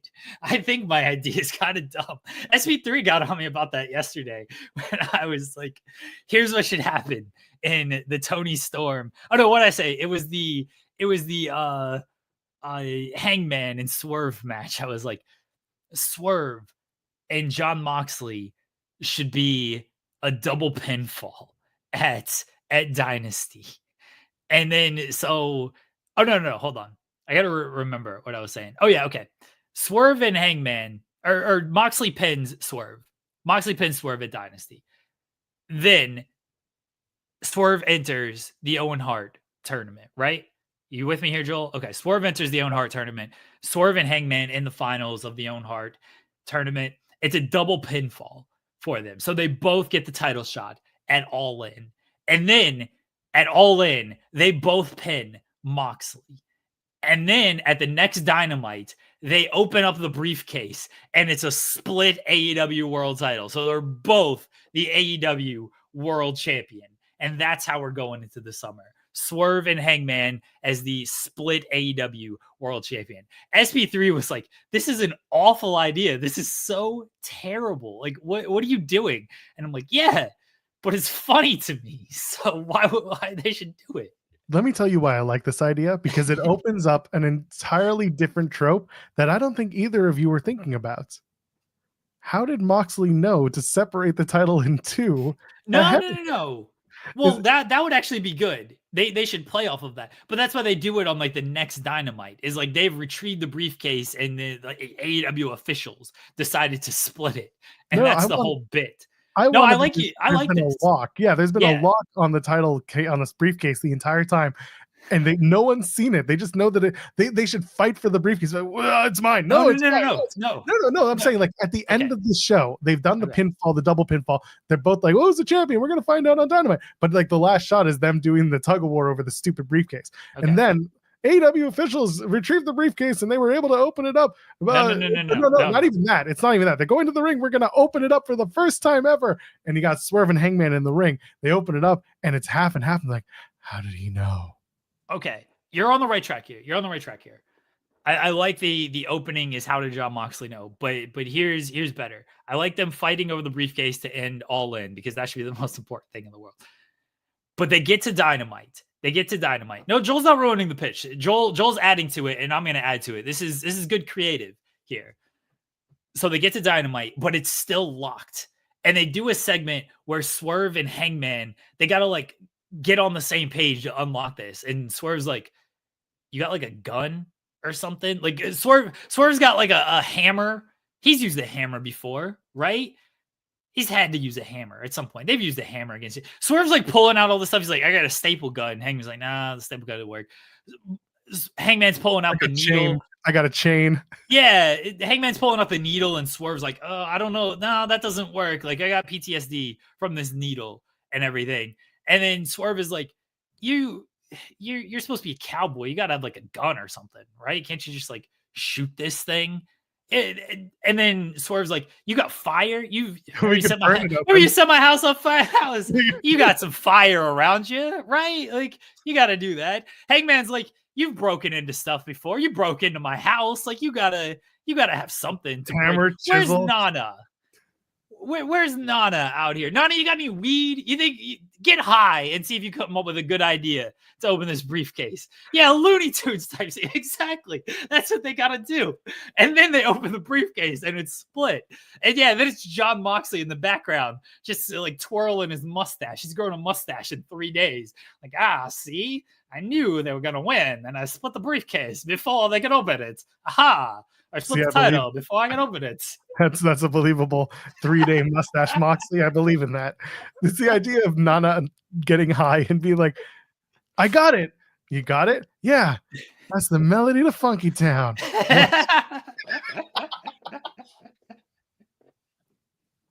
Yeah, you know. Oh, Nana, you're the worst character ever. I know. Dude, Tally rules. That episode's so good. This is a proud parenting moment. I've had a few. Someone said, "Is not a town." Yes, yes, he is. I've had to start imitating Tally to help my son get out of the bath because he sometimes will stay too long in the bath and doesn't want to get out. And I'll be like, "Oh, Tally's here to get you out of the bathtub," and he'll be like, "He likes this Tally." And I'm like, I can't tell him what Tally really is, but it's like, that's what I do with Gobbles when I name, when a kid came home with the paper bag turkey. I don't see if Gobbles is around here. So, look at this! Hold on, it's not quite Thanksgiving, but who's on the show? Gobbles is on the show, everybody. That kid comes home with this, and like, oh, you got a name? You got a name for it? Like, I was like, you should name it Gobbles. And the wife just looks at me. She's like, you're an asshole. I did that this morning too. So the kids got up early and everything, and the wife, the kid's been up for a while. He's like, oh, what'd you do? And just like, I was just walking around. Like, all right, sure, that's what you do in your free time. Just walk around. And the wife is like, oh, you could have, did you like read a book? I thought she said write a book. So I was like, yeah, you could have wrote a book. And then the kid's like, oh, yeah, I could have wrote a book. It's like, how's that book coming along, huh? You've been working on that novel? You got a lot of chapters there in your novel? You're going to make a book pitch? That book coming along really well? You've been working on that for a long time, huh? How's that book going? It's going really? Yeah, you're working on that book. And the wife just looks at me and is like, you suck. You absolutely suck. Oh, amazing. Good Lord. Oh. Anyway, we pitched the greatest idea of all time for the AEW World title. It's just the idea that they open it up and they see that it's in 2, and like this whole time Moxley's had is like, how did you know? And we open up like Clairvoyant Moxley is the new character for AEW. Oh, Daniel Garcia, you are gonna die tonight. Oh, we should pull this back. Mox, maybe we shouldn't do this. No, I can't stop. These are what I see. Renee, we're gonna have a son, but I'm not pregnant. You are now. Bargo saying Bully Ray doesn't deserve these ideas, and dude, if TNA offered me head of creative, I would take that job so quick. I would 100% do it. I've said this before. I don't know if I've said this publicly before. Maybe I have, but it's been a while. I would take like a job in like WWE creative or any type of creative just to like see how it goes. I'd get fired in like a day because I would just like pitch these type of ideas and they would be like, I don't know about this dude. Like I really like want to see that process and just see how all of that works, especially on the WWE side, because it seems absolutely insane. Well, that's the only reason I would take. Like I actually have no like desire to do any of that. I feel like it'd be awful because these wrestlers would just shoot down all my ideas, rightfully so, mind you, but they would like, I feel like it'd just be a pain in the ass to work with. And again, I'm so just dismissive of this that they'd probably take offense to that of, wait, you're not like angry that I called your idea awful? Like, no, I don't care, dude. Like, come up with your own idea. I don't give a shit what you do.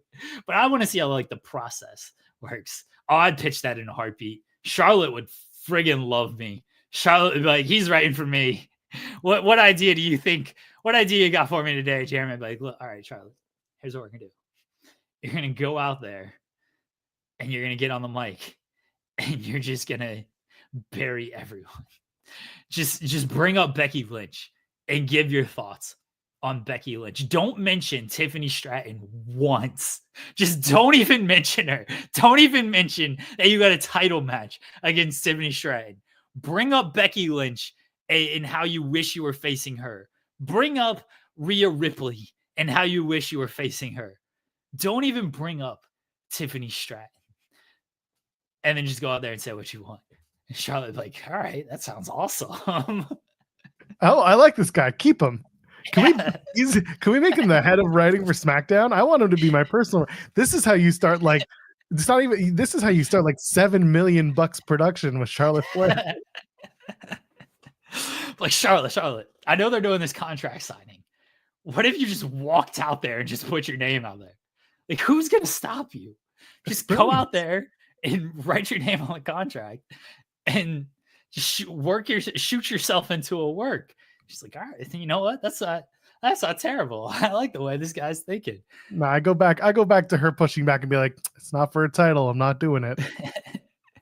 Just make it for a title, Charlotte. Just make it. Just make it one. Yeah, I become her Brian Goertz. That would rule. That's what I was getting at. That was the whole $7 million productions. Yeah, you would call but then she. But you know what ruins this whole thing is Thea Hale gets called up, and then I'm in a tough spot, and then I'm like, oh shit, Charlotte, I know you've been doing a lot, but like Thea Hale's kind of beat you, and then she's like, all right, get rid of this guy. Never mind, get him out of here. I got a politic at that point. I got to be like, all right, Charlotte, I'd have Charlotte work with Thea, and I'd have her like, you got to show. I know you've been dominant this whole time. You got to give like a little bit to Thea, because then the crowd will get on your side.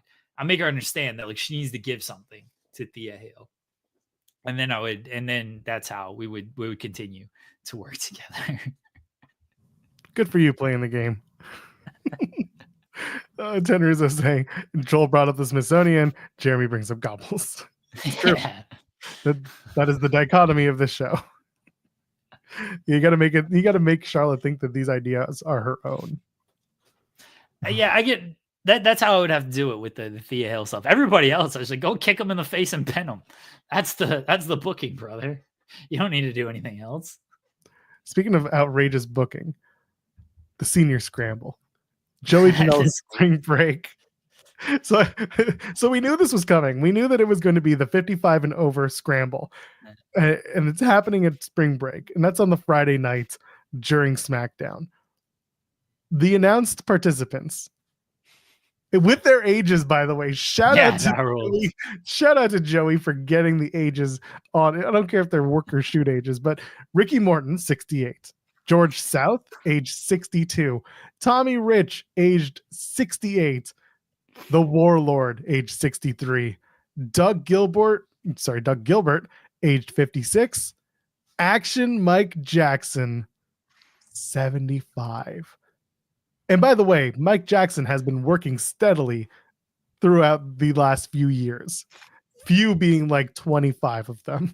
Do you think that like Ricky Morton requested he had to use a photo of him in like his 20s? So because everybody else they used like kind of the older photos, but Ricky Morton has like a prime Ricky Morton photo. It's like the Hall of Fame Ricky Morton photo. I think it was a rib. I think that Ricky. Okay. I don't think Ricky knew, and because Ricky is at all these GCW shows and there's a rapport, I think that this was done as a rib. But I think it's hilarious that that's the only young face in the photos, and he's front and center. The combined age is nearly 300 years old. Oh, Loudglass pointing out oxygen tanks in every corner. They are absolutely going to do spots of old men. Hopefully none of them try the heart attack spot, because that's just a little overdone and over the top. But like oxygen tanks, one of them has to take a bump and be like, I need some oxygen. And they go crawl over to the corner and get some. If they don't do a bunch of old stupid tropes, I got to see this match. I got to go to spring break. Spring break's going to be, as it always is, one of the better shows of the weekend. It's always a good time. Shout out to Janelle. The man gets it. I hope nobody shows up on time. Or I guess they got to do it early, because that's like senior hours. Is like, oh, this is the first match on the card, because we all got to go to what was the South Park bit? All the seniors went to, was it Denny's? It was Denny's, but it was like their version of Denny's. Yeah. Are you searching this? Because I was about to. Yeah, I am.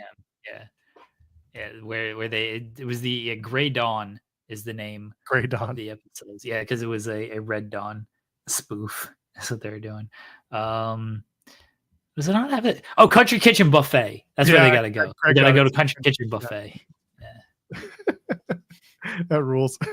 But yeah, calling it the senior scramble. Yeah, it's not lost on us what you were trying to do. Who's going to do the moon over my hammy spots? Bless Janela rules. We'll try to get him on the show in the coming weeks, and we'll do please 50 minutes of nothing with Joey Janela. I should pitch all these ideas to Janela. He'd probably like half of them. That's true. He'll tell you a Mox Clairvoyant story. One thing I want to do, like, legitimately, I gotta talk to Cole about this. I want to be like the SpongeBob advisor for the next SpongeBob show, because last year, like, they did some SpongeBob spots, but like I can work in like a lot of SpongeBob spots for their shows. And so I want to be like the SpongeBob advisor on the shows. I gotta let Cole let me do that. Okay. I think it's a good idea.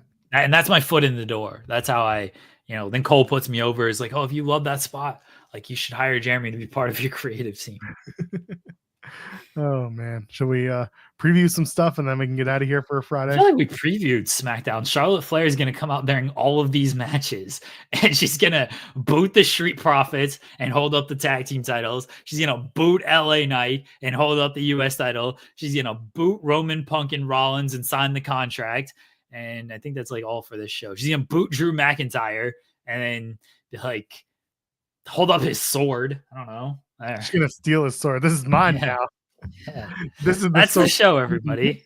It's the Queen's sword now. Yeah, US titles on the line. LA Knight, takes on Braun Strowman. We know how that ends. Drew McIntyre to appear. What's your prediction? Is that schmoz. A run-in? Yeah, it's a schmoz. If they do, maybe they'll do LA Knight wins and then they do a beatdown thing and the chaos and the controversy and blah blah blah. But I think it's more likely that everyone just beats each other up until they're like, enough. We're gonna have a multi-man ladder match at WrestleMania for the title. I think the US title is more likely to be the car crash multi-man, and I think the Intercontinental Championship is going to be the wrestling 4-way. I think that's kind of how they'll do it. Drew McIntyre is scheduled to appear, so I'm sure Damian Priest is not too far behind. Tag team titles are on the line. Street Profits take on Pretty Deadly. Yes, boy, they're going to be very over in the UK, in London. Yeah. So it's good. I mean, we talked about not doing Shades of Grey with the Profits. This is the first week where you're actually doing somehow a babyface versus heel team, and it's only because of geographical convenience. So sure. I do wonder if this particular UK tour is going to be like a giant WrestleMania fever dream. And I might ask at the presser, not to give away all the questions I want to ask.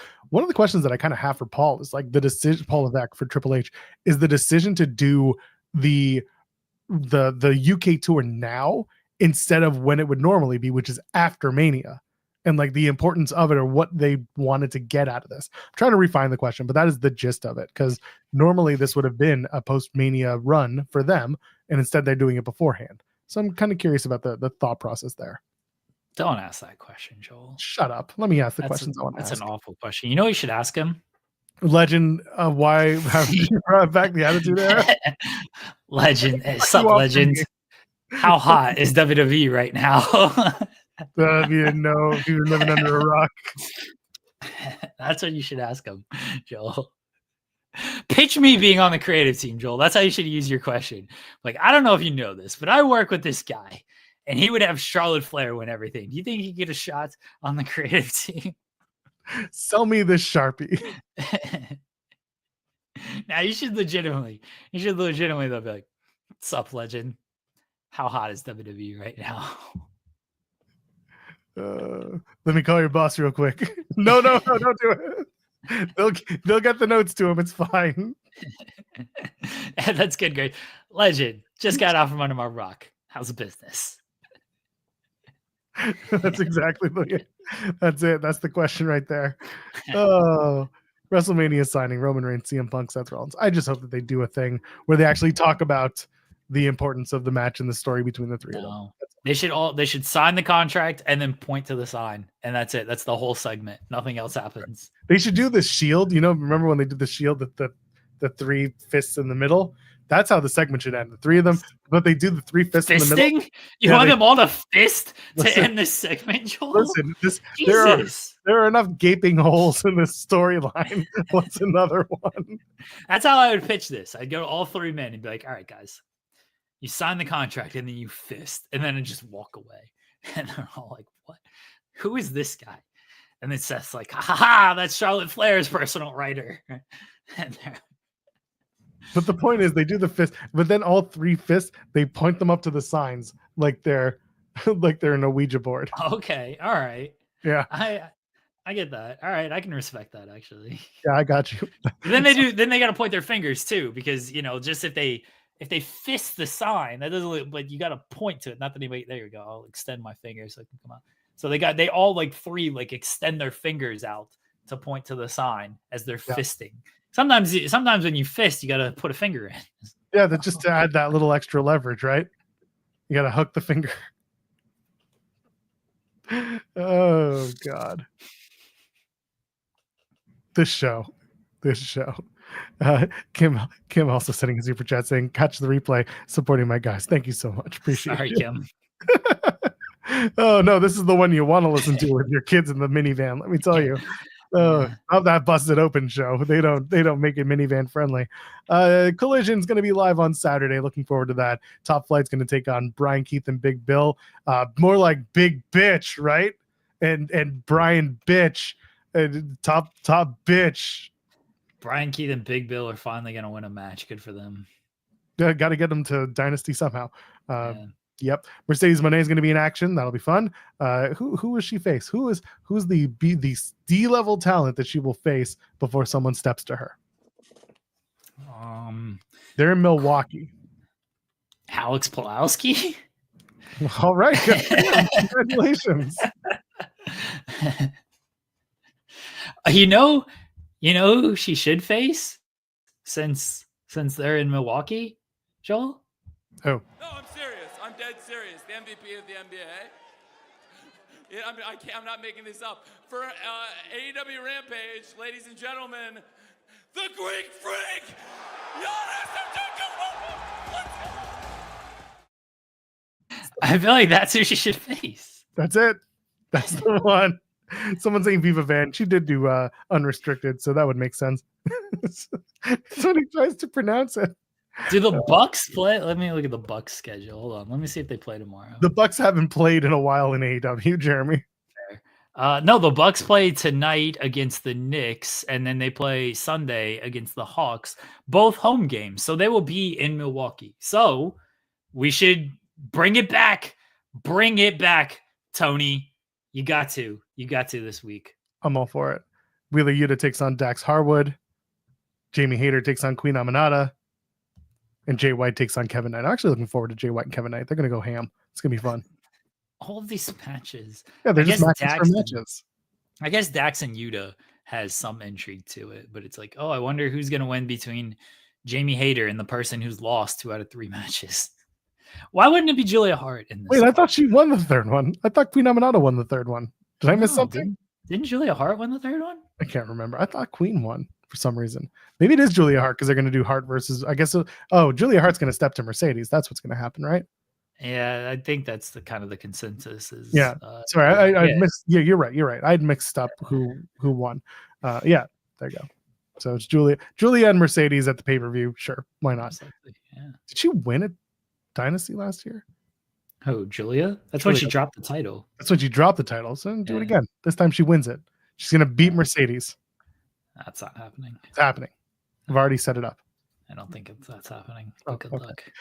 That means that Cash is going to take on Pac on Monday.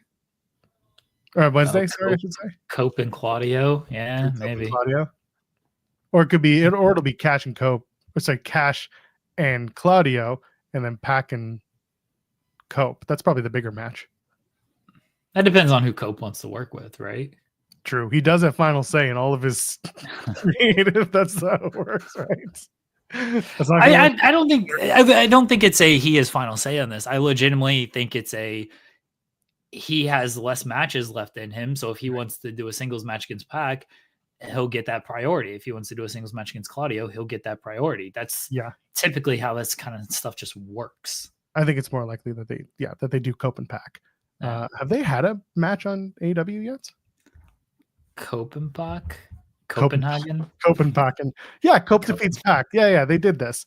Okay, so that, Anyway, but he hasn't. Has he done the other one? Claudio? I don't think he's done a singles against Claudio. Oh, maybe it is Claudio. Yeah, that's what I thought. Okay, yeah, so I thought Cope and Pac wrestled. That's why I didn't go to that one and I went to Claudio instead. Yeah. So so if they do I don't see a one-on-one. He hasn't even done a singles match against Cesaro in when they were in WWE. So yeah, he's facing Claudio in a singles match at some point. Has he never done? They've never done a one-on-one match. No, that's why Claudio and Edge. Yeah, I know. Okay, wild. So yeah, then it's going to be Cope and Claudio is expected then, and then Pac and Cash Wheeler. Yeah, that sounds right. All right, sure, it's fun. But other than that, it'll be fun. It'll be a fun 2 hours of wrestling on Saturday. Maybe. I mean, it might not be fun. Maybe it'll suck. Could be boring. Maybe we'll talk about it on Monday. Maybe we won't. Who knows? Maybe we'll spend the whole time talking about Ultimate X coming back. Moose is afraid of heights. Because Moose is afraid of heights. I like how they aired that before Impact. Brother, I don't know what happened that they realized, oh shit, we over-taped for something. Like, it was very weird because I knew that segment happened. Yeah. It's an in-ring and it was taped. But like when they aired it 10 minutes before the show, I'm like, what ran long that you couldn't cut something down? Was it the Mance Warner and Sammy Callahan, we've put you in handcuffs and now you get to yell at each other segment? Like, what are we doing? Yeah, it's very funny that they just like, anyway, before Impact, they addressed everybody. It's like, I don't know, you're announcing the return of Ultimate X and you don't think this is important enough to put on your television show? That's an odd choice. So the Delirious era is starting off real hot. They're taping tonight and tomorrow. So, or I guess is it tomorrow and Sunday or tonight and tomorrow? Regardless, they're taping it's tonight and tomorrow. It's Friday and Saturday. Okay, good. Well, we'll have spoilers up on the website, I assume. But I assume because either people are going to get them out there or we're going to get them. So one or the other will happen. Yeah, somebody will get them. Yeah. Whatever. This should be fun. I think that's it. Is there anything to plug before we get on out of here? I don't ever plug anything. Monday? Anything happening on Monday?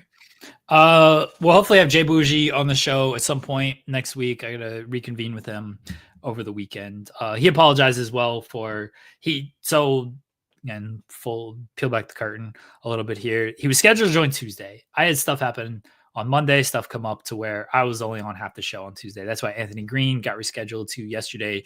And I messaged Jay Bougie to reschedule Monday evening, and he didn't get back to me until like Wednesday or Thursday.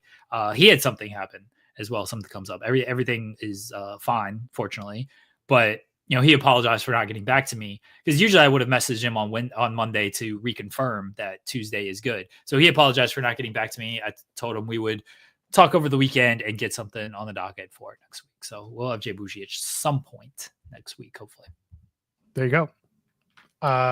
Not next week. The following week is Main Channel Monday after Dynasty. Oh, because it's the 31st on. So we got that going for us. I had to think about that for a minute. Oh man, that's gonna be that's a Sunday night show. It's a Sunday night press conference and Zombie Jeremy for that Monday. You might get SB3 too. I don't know yet. No, I mean, obviously, if SB3 wants to show up, he can. I'm not. No, I mean to replace me.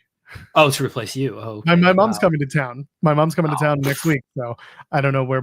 I can't have my office because she's gonna be there. We'll figure it out. You tell her get out for 2 hours, Joel. Stand up to her. That's easier said than done with my mom. My mom specifically. Your mom's different. I just told you what you say. You say, I know what I say. It's what you do. Get the hell out of here. I got a show to do. Jewish guilt is a thing. I gotta entertain the masses, Mom. Get out. That's right. All thousands of you. Anyway, we'll be back on Monday on this channel. We'll talk about whatever. Go ahead. Yes, real quickly. I know he tweeted stuff, but today is Colin's last day at Fightful. He's been part of the news team. I don't know how long because I have no sense of time, but he's been part of the news team for a couple of years now. And Colin was always the most helpful and the legitimately like the best news writer we've had on the team since things shifted. And we've brought on a lot of people, and some people have left. This is no knock at anybody else. Like, Colin was super productive. Colin went above and beyond every single time, whether he was asked to or not. And Colin was always just very helpful with everything that I wanted to do and wanted to, asked of him in that sense. Colin had a very good work ethic, and Colin had a passion for this that, unfortunately, when you do this for so long and you do as much as he did, sometimes that passion can be very burnt out, because he also wrote for WrestleZone as well, which is trying to write for two websites, one being us. And not to say that our productivity is demanding, but we are held to a certain standard compared to other wrestling websites. So, and the productivity is demanding. I'll be honest about that. but Colin was fantastic to work with, and Colin, again, just a great guy, one of the nicest guys, and I'm very sad that he is leaving the news team because he did so much for the team. Like he was basically, if I was gone, he led things, and so losing him is a big loss to the news team, and we're gonna have to all pull together to try to replace his productivity. Shout out to Colin. He was fantastic at his job. Looking forward to his next steps, and hope he does well. Hope he's a success wherever he goes, because he's been very, like you said, he was a big part of the writing team here at Fightful, and I'm sure over at WrestleZone as well. But he was one of ours as well. So shout out to him. Appreciate the you leaving the kind words for him. I think he's smartly just leaving wrestling in general. I would too. I get it. Never watch the shows. Yeah. Don't. If you do, just don't pay attention to the noise. We just do what John Cena does. Ignore the noise and focus on yourself. Only then you. What was his tweet today? He tweeted out something about noise and paying attention to yourself and not to other people because other people suck. Oh, John Cena, his daily affirmation. Yes. Nonsense. Get to that point where you do you. Ignore the noise. It's not there for your benefit.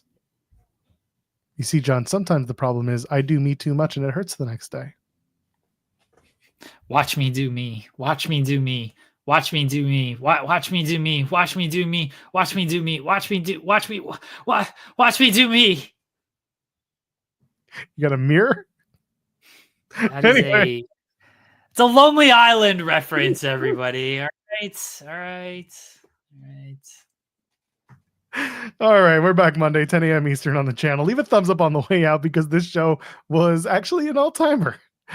We talked about things we shouldn't have talked about for as long as we talked about it. So for Jeremy Lambert, you know who I am. Enjoy your weekend. Watch wrestling or don't. I don't care, but we'll see you on Monday. Point to the side. Ladies, gentlemen, friends beyond the binary. We'll see you in the next one. Enjoy the weekend. Cheers.